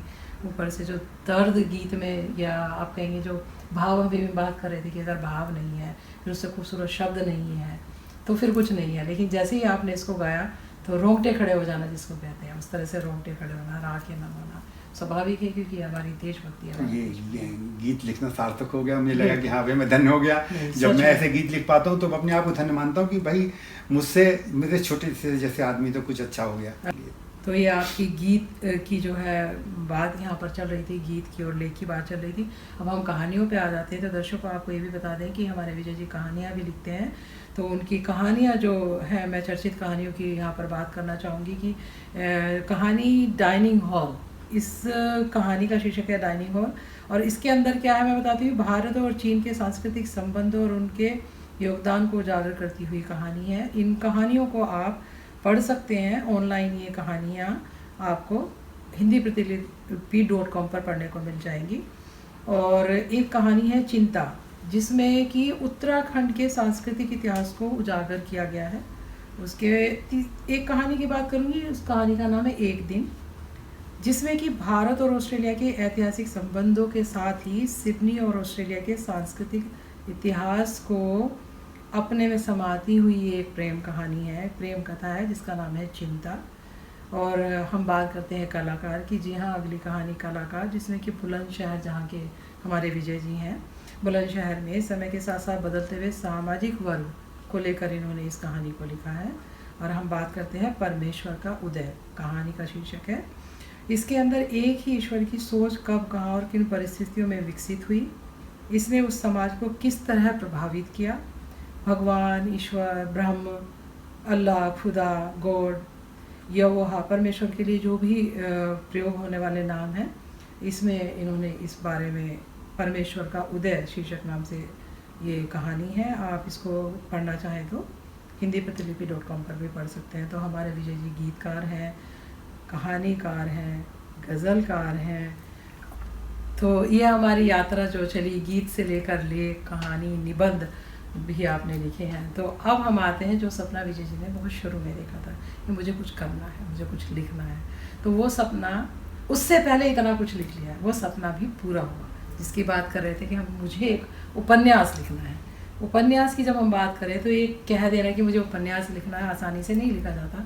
और जहाँ तक हमारे विजय जी की बात है, जो भी चीज़ लिखते हैं, खोज वाली बात जो हमने शुरू में की थी, अनुसंधान, और इसको बहुत नाम भी मिला है, ऋण मुक्त इसका नाम दिया गया है। ये 2 भाग में आया है। भाग 1 ये है ऋण मुक्त, और भाग 2 ये है। 2 भागों में ये पुस्तक आई है। और मैं ये कहूँगी कि इसमें तारीफ करने वाली बात नहीं, लेकिन ये सच है कि विजय जी ने इससे बहुत नाम कमाया, बहुत अच्छा उपन्यास लिखा है इन्होंने। और अनुसंधान की जहाँ तक बात करें तो मेरे से सुनने से अच्छा हम विजय जी से सुनेंगे। इन्होंने इतने रिसर्च करके इस उपन्यास को लिखा है। मैंने तो दोनों भाग इसके पढ़े हैं, वक्त बहुत लगा। इतना मोटा उपन्यास लिखने में विजय जी को कितना वक्त लगा होगा, मुझे तो पढ़ने में इतना वक्त लगा। तो मैं हम इसके बारे में विजय जी से ही कुछ पूछेंगे कि आपको अपना जो ये सपना पूरा हुआ है, जो आपने कब देखा था और अब जाकर पूरा हुआ, इतनी सारी पुस्तकें लिखने के बाद, तो आपके चेहरे से भी लगता है कि किस तरह से सपना तो मैंने देखा था ये 68 में, जब मैंने आपको बताया मैंने ईमान तरूनी की जो किताब पढ़ी जी, पिता और पुत्र। और मैं सबसे कहूँगा वो किताब जरूर पढ़ें, बहुत बड़ी किताब नहीं, पिता और पुत्र, पिता और पुत्र ईमान तरूनी का है। और आर्काइव पे अगर ढूंढेंगे तो उसका हिंदी अनुवाद आराम से मिल जाएगा, मैं भी मतलब PDF है उसमें, आप उसको उस पुस्तक को पढ़ के अगर इतना, वो 2 जनरेशन का क्लैश है। वो फादर एंड सन्स का मतलब वो ये था कि 2 जनरेशन का क्लैश है। नई जनरेशन जो है वो साइंस में विश्वास रखती है, साइंस एंड पॉलिटिकल आइडियोलॉजी, मैंने बताया ना आपको, जो उसमें विश्वास रखती है। पुराने जो है वो आस्था वाले लोग हैं, आस्था वाले लोग हैं, है ना। तो वो था, तो वो मेरा, मैंने बताया ना कि वो किताब मेरे लिए सिर्फ वह आपको आश्चर्य होगा कि वो किताब मेरे लिए वही नहीं थी आश्चर्य, उस किताब ने मुझे इंटरव्यू में सिलेक्ट कराया। अरे वाह, वो कैसे? वो आपको बताता हूँ। मैं जब अपर सबार्डिनेट सर्विस के उसमें मैं बैठा एग्जाम में, इस किताब में उसका जिक्र है, क्योंकि मैं ये कहानी बड़ी मिक्सचर सी है, मेरे घर की भी कहानी है, मेरी भी कहानी है, शहर की भी कहानी है, गांव की भी कहानी, मतलब मैंने पूरी कोशिश। तो हाँ कलेवर है, तो इसमें कोई एस्पेक्ट छूटे नहीं। मेरे देश की भी कहानी है, मतलब मैं कोई कहानी ऐसा नहीं है जो मतलब जो सब मतलब मैंने पूरी कोशिश की। दुनिया की कहानी की सिंपली, लेकिन वो मिंगलिंग जिसे कहते हैं, वो मिंगलिंग है। मैं आपको कुछ याद, आप चूंकि उपन्यास में सीधे सीधे लिख दिया तो बिल्कुल ऐसे ही सुना सकता हूँ कि मैं जब अपर सबार्डिनेट में पास हो गया रिटन में, और मैं इलाहाबाद में इंटरव्यू देने गया, तो भट्टाचार्य जी थे जो इंटरव्यू ले रहे थे, एक साहब थे, झा साहब जो थे मेरे उसमें इंटरव्यू लेने वाले। तो जब मैं घुसा तो उनकी उस पे टेबल पे दोस्तोयेवस्की क्राइम एंड पनिशमेंट रखा हुआ था। अच्छा, है ना, क्या क्राइम एंड पनिशमेंट रखा हुआ दोस्तोयेवस्की, जब तक मैं वो किताब पढ़ चुका था क्राइम एंड पनिशमेंट उनकी। और जैसे मैंने बताया ना कि तुर्गनेव की आपका रशियन लिटरेचर में पिता पुत्र फादर एंड सन बड़ी मशहूर है, ऐसे ही दोस्तोयेवस्की की, ये दोस्तोयेवस्की, तुर्गनेव और टॉलस्टॉय, ये तीन महान वो माने जाते हैं, जिस पर पूरे ये तीन ऐसे उपन्यासकार हैं जिसका ऋण पूरे दुनिया के उपन्यासकारों पे है, चाहे ब्रिटिश के हों चाहे अमेरिकन, किसी का। ऐसा नहीं हो सकता इन लोगों के नाम वो ना जानता हो या ना पढ़ा हो, ऐसा तो हो ही नहीं सकता। आपको आश्चर्य होगा कि हमारे विभूतिभूषण जो बंदोपाध्याय ने जब उन्होंने चरित्र लिखी थी तो टॉलस्टॉय के अन्ना कैरेनिना को 269 बार पढ़ा था। क्या? अब आप देख लीजिए जो महान लेखक होते हैं वो कितनी मेहनत, 269 बार उन्होंने को पढ़ा। बड़ी बात है, बहुत बड़ी। तब उन्होंने चित्रहिजनी की किताब लिखी थी। हमें लगता है कि ये किताब ऐसी लिख जाती है, ऐसी नहीं लिखती। महान जो कलाकार भी होते हैं वो कितनी साधना करते हैं किसी किताब के पीछे, मुझे आश्चर्य हुआ। मतलब ये बहुत बड़ी बात है, बहुत बड़ी बात है। तो उन्होंने वो किताब मेरी, अब मैं जैसे ही बैठा तो बार बार किताब पे नजर यूं जा रही। इसके पहले वो जब भाई नॉर्मली सवाल करते हैं ना भाई क्या है, क्या नाम है, क्या है, तो मैं बार बार कम से कम 5-6 बार उसको मैं किताब को तिरछी नजर से देख चुका था। मेरे एग्जामिनर ने समझ लिया भट्टाचार्य जी ने कि मैं इस किताब के बारे में कुछ ना कुछ तो जानता हूँ। तो उन्होंने मुझसे पूछा ये किताब तुमने पढ़ी है? मैंने कहा हाँ सर मैं पढ़ी है। बोले इसके अलावा और क्या पढ़ा है? तो मैं एक्चुअली मैंने कि उपन्यासों को तो मैंने वो था दीवाना था, तो मैंने उनके 5 जो भी क्राइम एंड के अलावा भी जो पढ़े थे उनके वो मैंने सारे उनको बता दिए। डेविल पढ़ा है, क्या कहते हैं, और भी जितने भी पढ़े थे वो बता दिए। इडियट पढ़ा है, उनको समझ आ ही गया था कि तो अब उनको जो है वो मेरा सारा इंटरव्यू अब आ गया उपन्यास पर। क्या बात। फिर मैंने कहा बोले तुम्हें कौन सा रशियन वो उपन्यास पसंद है? मैंने तुरंत ही फादर एंड सन पिता का नाम दे दिया। अब वो तो खुश के, वो बहुत खुश हुए क्योंकि वो उनका भी उनका कहते हैं फेवरेट उपन्यास था। कब लिखा गया मैंने भी बता दिया। अच्छा किस माहौल में लिखा, हाँ तो मैंने अब तो वो इतने खुश हुए। अच्छा और उनको कौन कौन से पढ़ा मैंने बता दिया। रुदिन पढ़ा है, ये वर्जिन वाला पढ़ा है, जो भी दिन की किताबों के नाम थे मैंने बता दिया। बोले अच्छा तुमने टॉलस्टॉय को भी पढ़ा? मैंने कहा सर मैंने भी पढ़ा। मैंने बताने की मैंने ये बता दिया। मैंने भाई मैंने हिंदी अनुवाद पढ़े, आप इंग्लिश में नहीं पढ़ा मैंने, क्योंकि हिंदी अनुवाद इनके आराम से उपलब्ध हैं और सस्ते भी हैं। तो मैंने पढ़ा। तो वो आध घंटे मेरा इंटरव्यू हुआ। अच्छा हाँ आध घंटे में हुआ, और आध घंटे में हम वो बेचारे दूसरे झा साहब तो हमसे सुनते रहे। उन्होंने तो एक सवाल किया कि उन्होंने हिंदी के थे इलाहाबाद यूनिवर्सिटी के थे, मुझे बाद में पता चला। उन्होंने एक बोलो हिंदी में बताओ कि सबसे अच्छा उपन्यास अगर तुम रिकमेंड करोगे तो कौन सा करोगे? तो मैंने गोदान बता दिया। मैंने कहा प्रेमचंद जी का गोदान है जो क्या कहते हैं उससे बेहतर उससे अच्छा तो उपन्यास मेरे देखा मैंने। तो बड़े मुझसे बड़े मजेदार सवाल पूछे गए। अच्छा भाई क्या कहते हैं, जब ये सवाल हो गए भाई ये बताओ कि भारत की एक किताब पढ़नी हो, पहले उन्होंने बताओ चाहिए बताओ तो मैं सबसे अच्छा उपन्यास हिंदी का कौन सा लगता है? मैंने बता दिया प्रेमचंद। उन्होंने कहा कि अच्छा तो बताओ पूरे भारत का कोई उपन्यास एक बताओ रिकमेंड करो। मैं बोला जी मैंने रविन्द्रनाथ टैगोर का गोरा है मेरे हिसाब से। हर एक अपनी अपनी राय हो सकती है, लेकिन मुझसे अगर आप पूछ रहे हैं तो मैं तो गोरा को रिकमेंड करता हूँ। गोरा को अच्छा बोले बताओ पूरे भारत की एक किताब रिकमेंड करनी हो तो कौन सी करोगे? और दोनों तेरे मुस्कुरा रहे मुझे देख के। अच्छा मैंने जब तक पढ़ चुका था, मैं महाभारत भी पढ़ चुका था। इस बात से कि मेरी बात पैर में एक छोटा सा गांठ निकली और मेरे को पास कोई काम नहीं था, तो गीता प्लस की जो 6 खंड थे वो मैंने पूरा पढ़ चुका था। तो मुझे 1 मिनट सेकंड नहीं लगा बोलने में। बोला महाभारत से के अलावा है ही क्या हमारे देश में जो जिसको मैं कहता हूँ हाँ कि जो उसको उसकी तुलना की जा सके। सही बात है ना, क्योंकि महाभारत में रामचरितमानस की भी कहानी, रामायण की भी कहानी है। जी। तो मैं बोला कि इसको तो लिखने वाला ये कह रहा कि अगर कोई चीज है भारत में है तो महाभारत में, अगर इसमें नहीं है तो वो है ही नहीं। मतलब जो आदमी अपने कॉन्फिडेंटली ये बात कर रहा, तो मैंने कहा कि महाभारत है अकेली किताब, अगर आप भारत के बारे में एक किताब पढ़नी तो महाभारत पढ़ जाइए, कोई जरूरत नहीं है। तो भाई वो इतने खुश थे डॉक्टर भावना कि बोले भाई अगर समय हमें अनुमति, मतलब समय हमारे पास कमी है तो हमें तो बड़ा मजा बात करने में। मेरा समझ तो वो मुझे फादर एंड सन्स ने सिर्फ उसी के लिए मोटिवेट नहीं किया, मेरी जॉब भी दिलवाई। तो आप सोचिए मेरे लिए कितनी बड़ी बात है कि एक किताब क्या क्या कर रही है कि वो मुझे साहित्यकार उपन्यास लिखने के लिए प्रेरित भी कर रही है और मुझे आपको जॉब भी सिक्योर करा रही है कि भाई ये जॉब भी तुम क्या कहती है किताब से ले लो। तो आप सोचो मुझे पे तो कितना बड़ा उपकार है। मतलब सोचते ही अभी भी आपकी चेहरा मैं आपको बताऊं, जब मैं उठ रहा था तो मुझे मालूम था कि आज दिन मेरा है। तो ऐसा ही हुआ। तो वहाँ जी एक तो इसमें जिक्र आपने किया है, ये भी समय है, आपको बताऊं ये भी समय है। जी जी जी अच्छे खासा मैं पोइट्री लिख रहा था और जीवन बड़ा अच्छा चल रहा था। जाता था जॉब पे और बैठ जाता था रिसेप्शन के पास, रिसेप्शन के पास, और आराम से मैं बैठा अपनी कोई लाइन सोता रहता था कि भाई अपना कोई लाइन।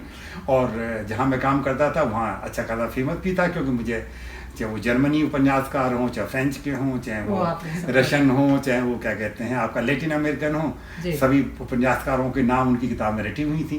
तो इसलिए मुझे खासा प्रिविलेज इस बात का मिलता था कि मैं ये भी पता था कि मैं वहाँ पे गवर्नमेंट जॉब से आया हूँ, तो ये भी सब लोगों को पता था कि भाई ऐसे ऐसे। तो मुझे खासा प्यार और सम्मान मिल रहा था, सब कुछ बहुत बढ़िया चल रहा था। मेरी आंखों में ग्लूकोमा हो गया, मेरी आँख रेटिना खराब हो गया और उसने मुझे घर बैठा दिया। जब घर बैठा दिया तो मुझे लगा सपना पूरा नहीं होगा। आप समझ सकते कि आप इतना कहाँ एकदम कि बिल्कुल ही जो है आप घर बैठ गए और उतना अच्छा नहीं दिखाई दे रहा, बार बार इसमें इंजेक्शन भी लगवाया, जो भी हुआ ट्रीटमेंट करते रहे थे। तो वो अब मुझे लगा कि मैं हर चीज़ से रात में मुझे बाहर निकलने में डर लगे, क्योंकि ऊपर ऊंचा नीचा लगे। तो पता नहीं क्यों मुझे लगा कि मेरा सपना तो अधूरा लग गया भाई, बाकी तो सब कुछ था। सच्चाई मेरे दिमाग में कोई प्लॉट ही नहीं था, मैं लिखता क्या। कोई उपन्यास के लिए तो प्लॉट भी तो चाहिए।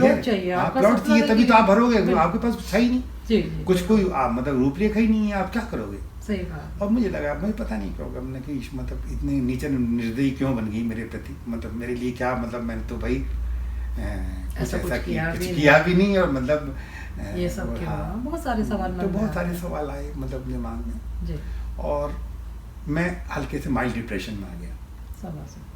आप समझ, हाँ माइल्ड डिप्रेशन में आ गया। मैं टीवी देखता तो कोई छोटी सी भाव वाली बात होती मैं रोने लगता, जबकि मैं बार बार अपने से पूछता मैं ऐसा क्यों कर रहा हूँ, ऑटोमेटिकली हो जाता है। तो वो मुझे हो गया, तो मुझे माइल्ड डिप्रेशन था, हो गया।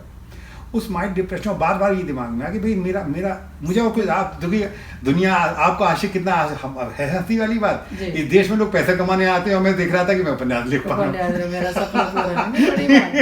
मतलब आप तो लोग कहते हैं कि भाई मैं यहाँ कितने पैसे कमा लूँ, कितना बड़े क्या कर लूँ, और मैं यहाँ सोच रहा हूँ कि मैं अपना उपन्यास लिख पा रहा हूँ, है ना।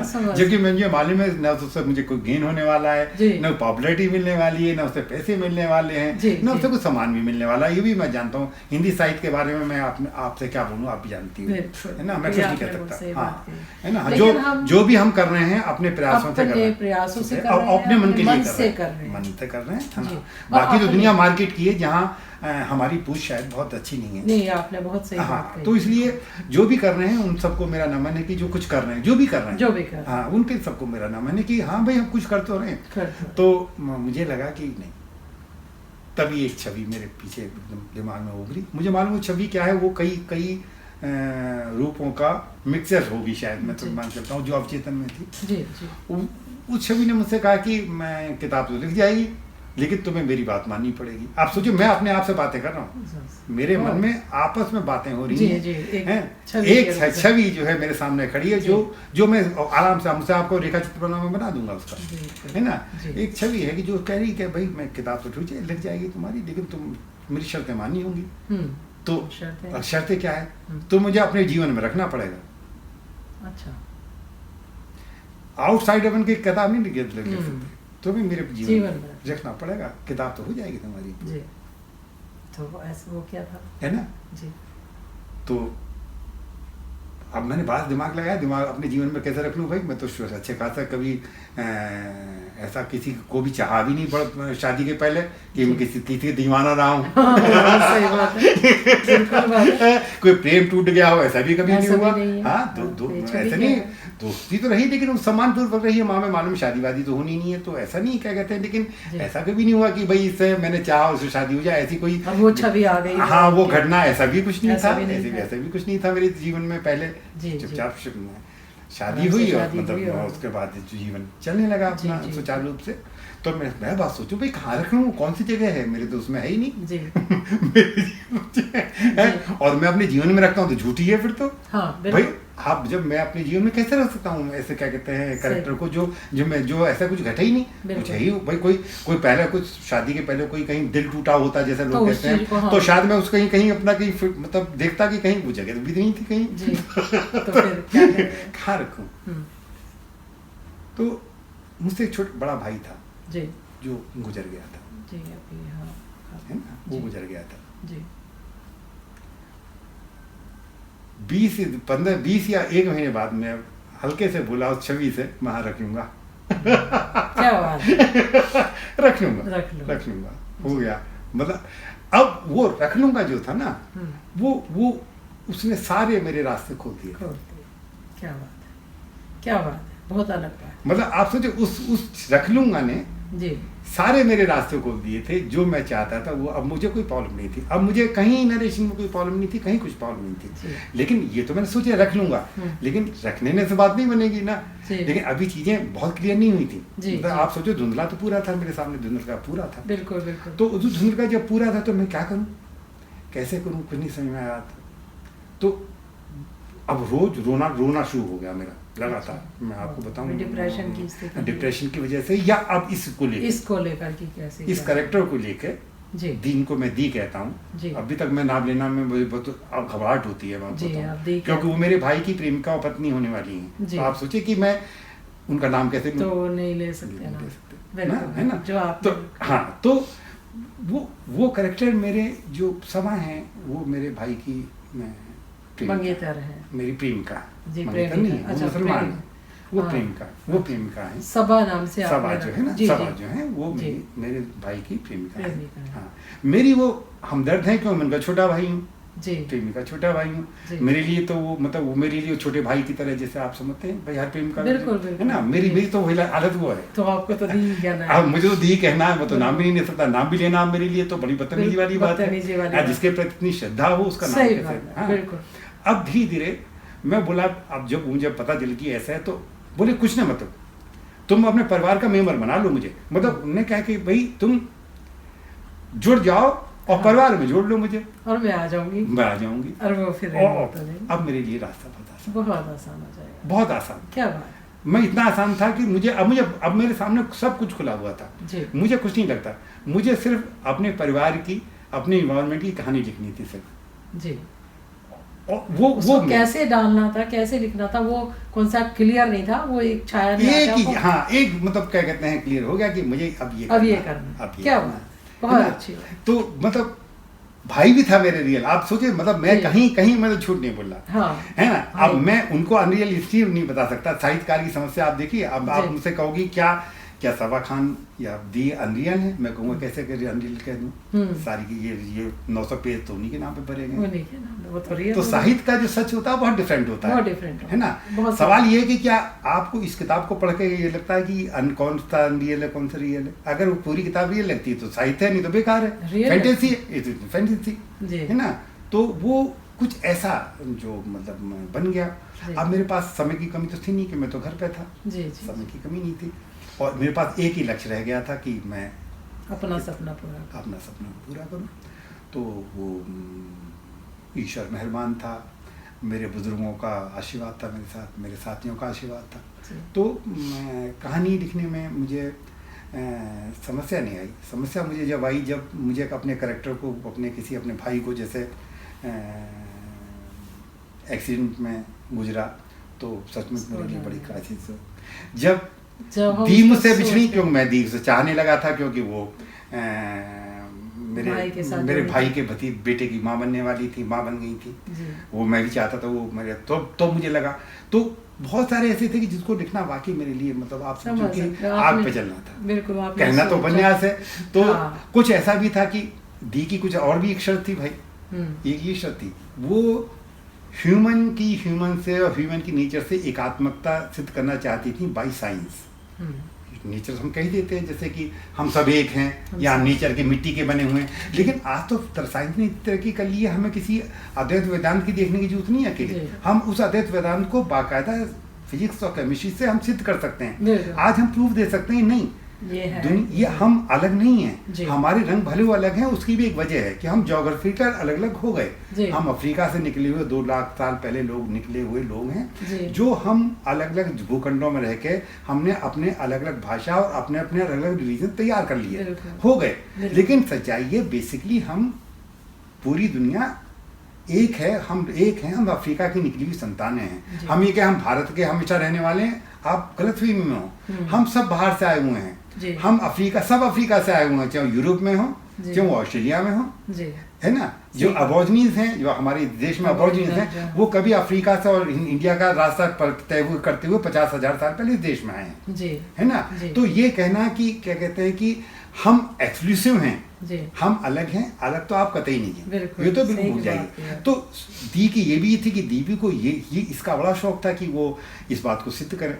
तो इसके लिए मुझे साइंस भी पढ़नी थी भाई, मुझे सोशल साइंस भी पढ़नी थी। मुझे उतना तो पढ़नी था जितना वो पढ़ी थी, वो खासी पढ़ी लिखी थी। आप मेरी बात सुन रही? तो अब मुझे उनके बराबर के लिए तो मुझे सारे कंप्यूटर सारा पढ़ना था। तो वो पढ़ने के लिए फिर मुझे सारी बातें कि हिस्ट्री में क्या हुआ, सोशल साइंस में क्या हुआ। अच्छा, तो कहानी तो देखिए ये 25 एंड 25, पहले खंड में 25 साल की है, दूसरे खंड में 50 साल की कहानी है। युग परिवर्तन की कहानी है। 50 साल में हमारे देश में बहुत कुछ बदला है, बहुत कुछ बदला है ना। तो 50 साल के बदलाव की कहानी भी है जी। वो आपका 14 मिलियन पहले जब से ब्रह्मांड बना, जब से अब तक की कहानी भी है जी। क्योंकि हम किसी चीज़ को अलग नहीं कर सकते। अगर हमें वाइड विजन चाहिए, हमें हर चीज़ जाननी होगी। हम ऐसे नहीं क्या कहते हैं कि ये जान के हम बड़े खुश हो गए, नहीं। आपको हर चीज़ का सहारा लेना पड़ेगा। तो मुझे हर चीज़ का सहारा लेना पड़ा, कभी एंथ्रोपोलॉजी का सहारा लेना पड़ा, कभी बायोलॉजी का सहारा लेना पड़ा, कभी हिस्ट्री का सहारा लेना पड़ा, वो भी प्रमाणिक हिस्ट्री का। तो वो सब मिला के ये उपन्यास, ये किताब पूरी हुई। तो मैं ये कहूँगा कि ईश्वर की कृपा हुई मुझ पे, और क्या बोलूं। मुझे कुछ चीज़ें तो खुद ही क्लियर है, क्योंकि हाँ कि वो क्या वो वाइड विजन, इसमें पूरा वाइड विजन शामिल है, जो ये कहता है कि ये दुनिया आपसे अलग नहीं है, ये आप इसके पार्ट हो, आप इसका सम्मान करो, लोगों में फर्क मत समझो, लोगों को फर्क मत समझो, लोगों को ये मत सोचो तू ये ना।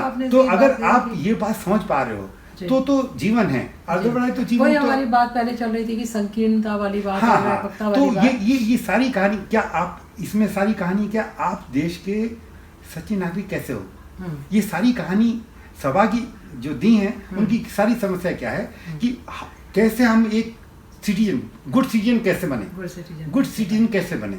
गुड सिटीजन बनने के लिए क्या होता है, रिलीजन है हमारा। आप रिलीजन का रहस्य में पर्दा जब तक रहेगा जब तक कि आप हिस्ट्री न जान लो। सच बात है ना।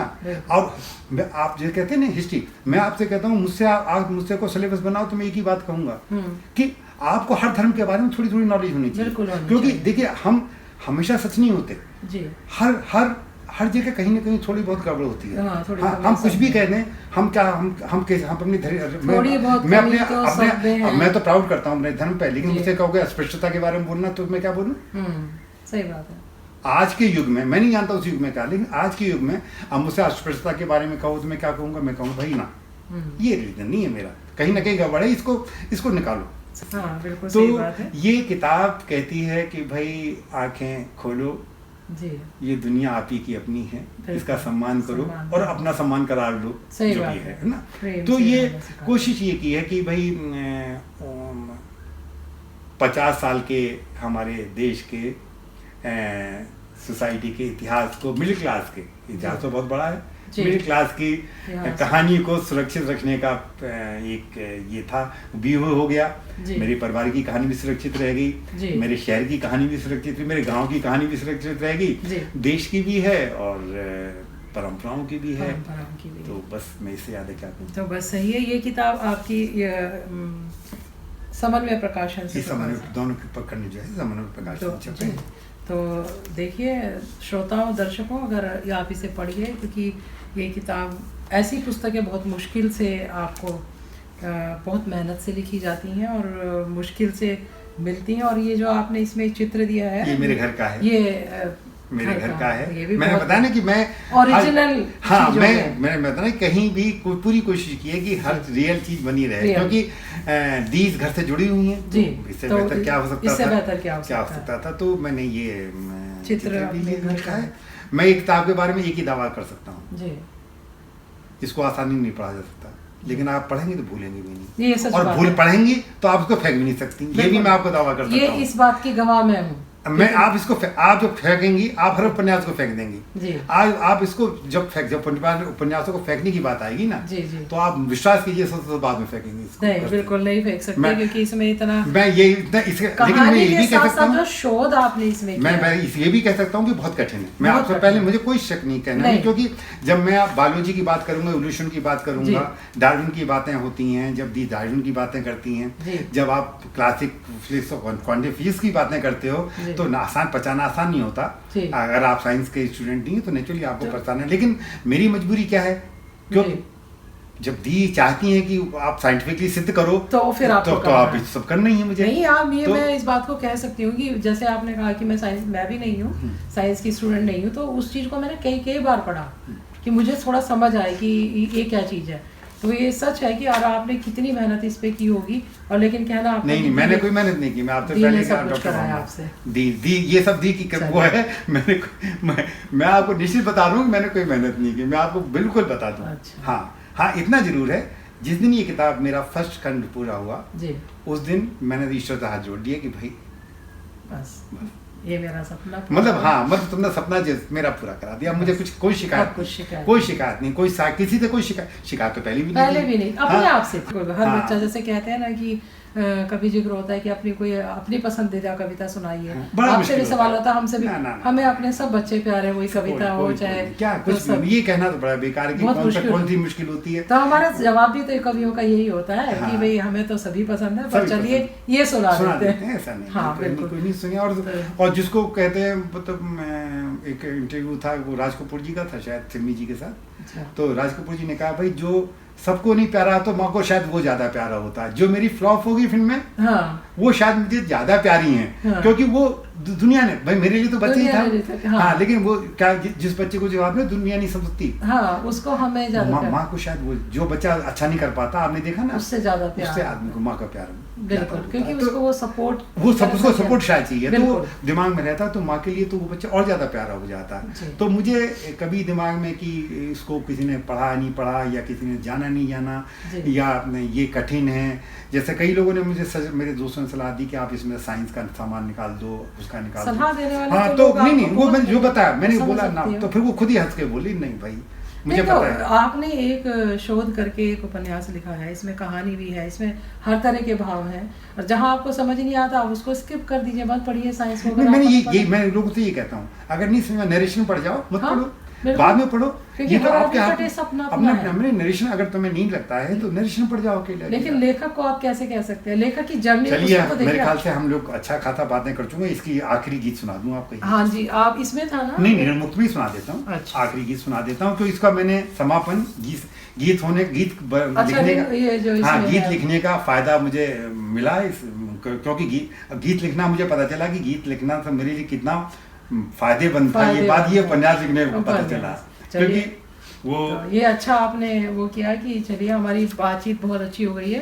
तो ऋण मुक्त का जो भाग 2 है इसमें हाँ जो आखिरी गीत है तो वो हाँ मैं अकेला बैठा हुआ हूँ। अच्छा क्या कहते हैं ये सच घटना है, कोई इसमें झूठ है ही नहीं, तो इसलिए मैं क्या बोलूँ। हाँ सही बात। मैं यहाँ पे जो है ये फ्रेंच फॉरेस्ट जी, इसमें टेलेस्टा बिल्डिंग एक है, वो वैसे वो है टेलेस्टा के वो लगे हुए सेटेलाइट। अच्छा। जहाँ तक रिलीज होता है टीवी जी वहाँ कोई रात में कोई अच्छा, कोई भी नहीं रहता जी, कोई भी नहीं रहता। एक सिक्योरिटी पर्सन रहते हैं, कोई नहीं रहता। लोग मैकेनिक आते हैं, सबके पास स्वाइप कार्ड होते हैं, वो आते हैं अपना काम करके चले जाते हैं, कोई नहीं रहता, बिल्कुल सन्नाटा रहता है। एक जमाने में वहाँ कहते हैं बहुत सारे लोग 150-200 लोग काम करते थे। अच्छा। अब वहाँ कोई नहीं रहता जी। तो रात में मैं अकेला वहाँ पे मुझे ड्यूटी देनी होती थी, है ना, ड्यूटी देनी पड़ती। तो उस ड्यूटी में क्या होता है कि कविता की पंक्ति जो है कोई नई मेरे लिए बड़ा जो है मदद करती थी, वो मिल जाती थी। तो मैं बिना सोचे मैं क्या कर रहा हूँ क्या नहीं उसमें लगा रहता था। तो मेरे एक गीत मतलब कुछ ना कुछ हो जाता था और उस बहाने में नींद भी नहीं आती थी, अदरवाइज में झोंके आने लगते थे नींद के, है ना। तो वहाँ क्या था कि बहुत सारे जो बड़ी वाली छिपकलियाँ हैं जी, जो ब्लू टंग लिजर्ड के नाम से जानी जाती है। हाँ वो वाली की छिपकलियाँ थी बहुत सारी, 30 थी, 28 से 30 थी। 28-30 ब्लू टंग लिजर्ड वहाँ। हाँ। और वो क्या होता था कि रात में जो है जो रास्ता था उसके चारों तरफ जो मुझे देना पड़ता था, राउंड लगाना पड़ता था, वो बाहर आ जाती थी। तो पहली बार तो जब दिन आई तो मेरे डर के मारे बाहर ही निकला उस दिन। फिर मैंने साथियों से पूछा, वहाँ जो दिन में आए काम करने वाले लोगों से पूछा, मैंने कि ये बोले नहीं फ्रेंडली होती है और चिंता मत करो, तुम बिल्कुल चिंता ना करो। तो उसके बाद क्या हुआ कि मैं चक्कर लगाने लगा। कुछ दिनों बाद वो मुझे पहचानने लगी, 5-6 दिन बाद फिर तुम तो दोस्ती हो गई। फिर तो क्या होता था कि वो एक आँख खुलती थी, दोनों आँखें बंद कर लेती थी। फिर क्या हुआ, मैं बेंच पड़ी रहती थी, बेंच पे जैसे अच्छा दिन हुआ, रात अच्छी हुई तो मुझे बैठ जाता था वहाँ पे। तो क्या कहना चाहिए वो पास भी आ जाती थी। अच्छा। मेरे पास 5-6 आ जाती थी। अच्छा। लेकिन वो मतलब बिल्कुल ऐसा लगता था, तो मुझे लगता था ये मेरी श्रोता है। अरे क्या बात है, क्योंकि कभी अच्छा कहीं कुछ भी सोच सकता है। ये जो 50 साल में जो याद आता था पुरानी घटनाएं, मतलब जो पुराना जो बीता, जो सुख या दुख जो भी है जीवन के जो भी तो ये गीत उसी पे ही है कि मतलब जो आपको मेमोरी में जो आता है वो गीत है। बिल्कुल सुनाइए, बहुत स्वागत है।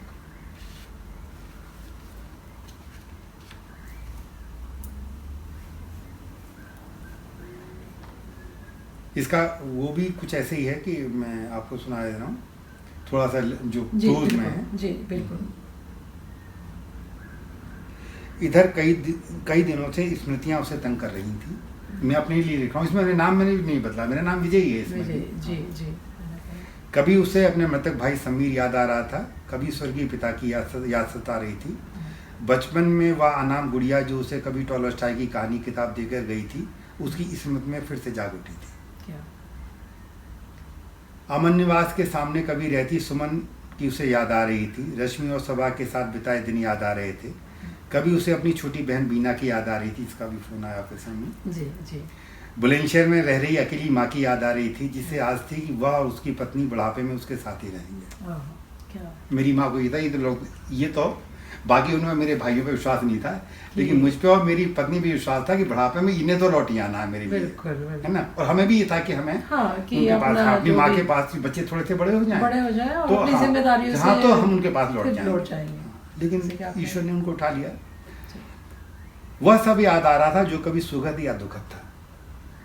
रात के 3:30 बजे थे, सुहावनी सर्दी थी, आसमान में अब भी चांद चमक रहा था। वह बेंच पर बैठा हुआ थोड़ी देर पहले ही पूरा हुआ गीत तन्मय होकर गा रहा था। अच्छा, तब ये गीत थे जो गीत जो मैंने लिखा। जी सॉरी। वेदना से है व्यथित मन, भर गया अवसाद फिर से। वेदना से है व्यथित मन, भर गया अवसाद फिर से। घिर रहे हैं फिर तिमिर घन, आंसू की बरसात फिर से। कौन फिर से यूं पुकारे, कौन है आवाज नहीं जो साथ में अब पास आकर साथ देता। छोड़ आए दूर जिनको पास हैं आभास फिर से घिर रहे हैं, फिर तिमिर घन अश्रु की बरसात फिर से। यह दिवस की रात्रि बेला नभ सजे हैं चांद तारे, कालिमा में खो गए अब और सब बाकी नजारे।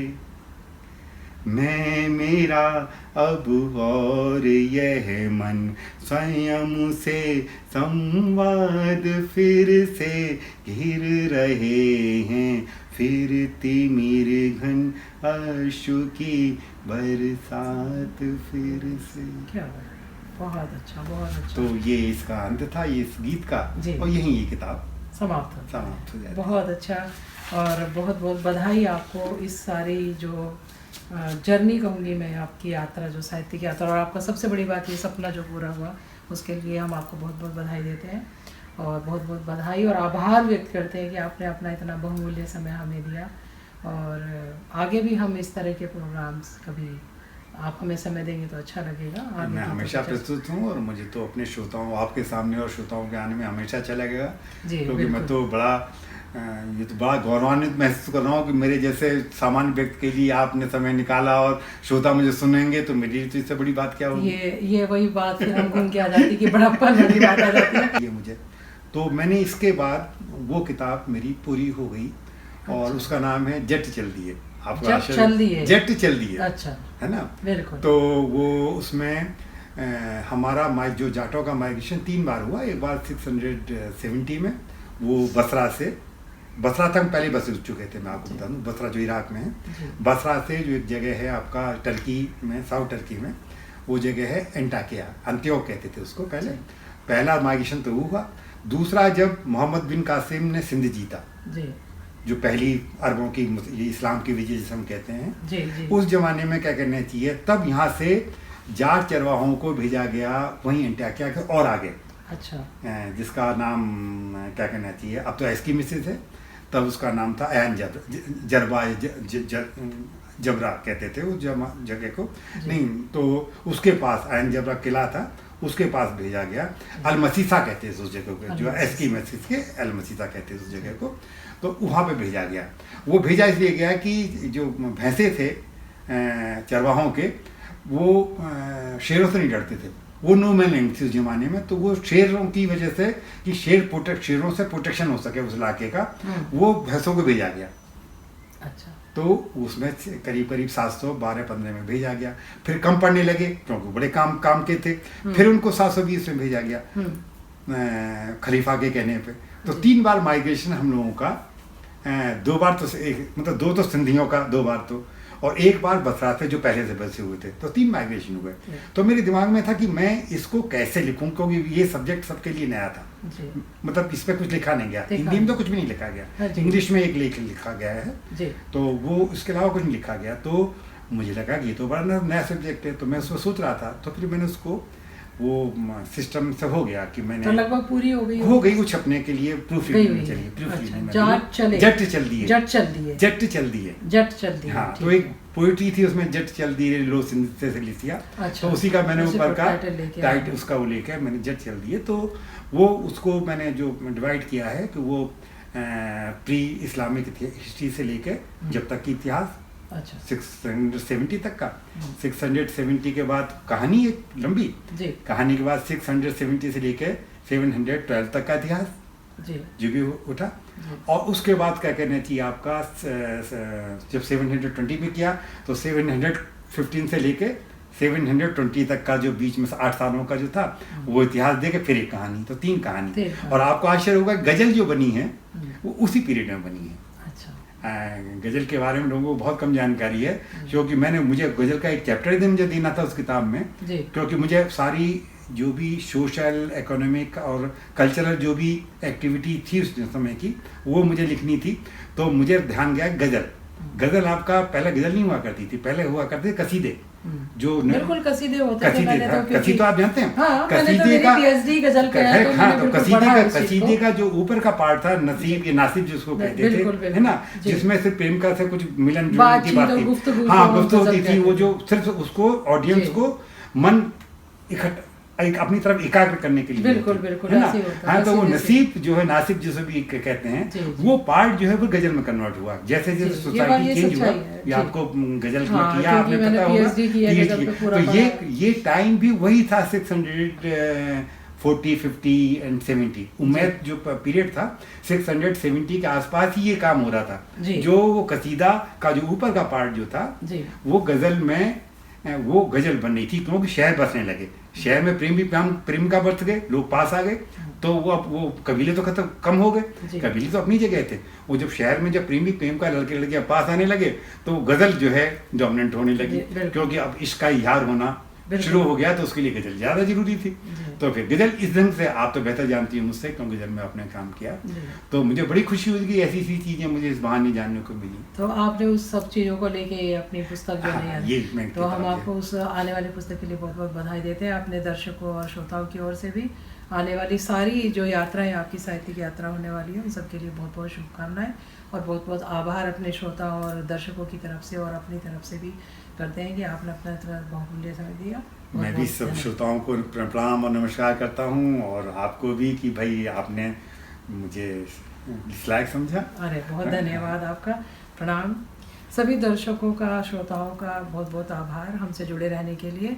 और जैसे कि अभी हमारी बात हुई थी, विश्व रंग 2022 अभी चल रहा है, और आने वाले साल में भी जो विश्व रंग आएगा, उसके लिए हम कुछ नई चीज़ें लेकर आएंगे। तब तक के लिए हम आपसे विदा लेते हैं। बहुत बहुत धन्यवाद।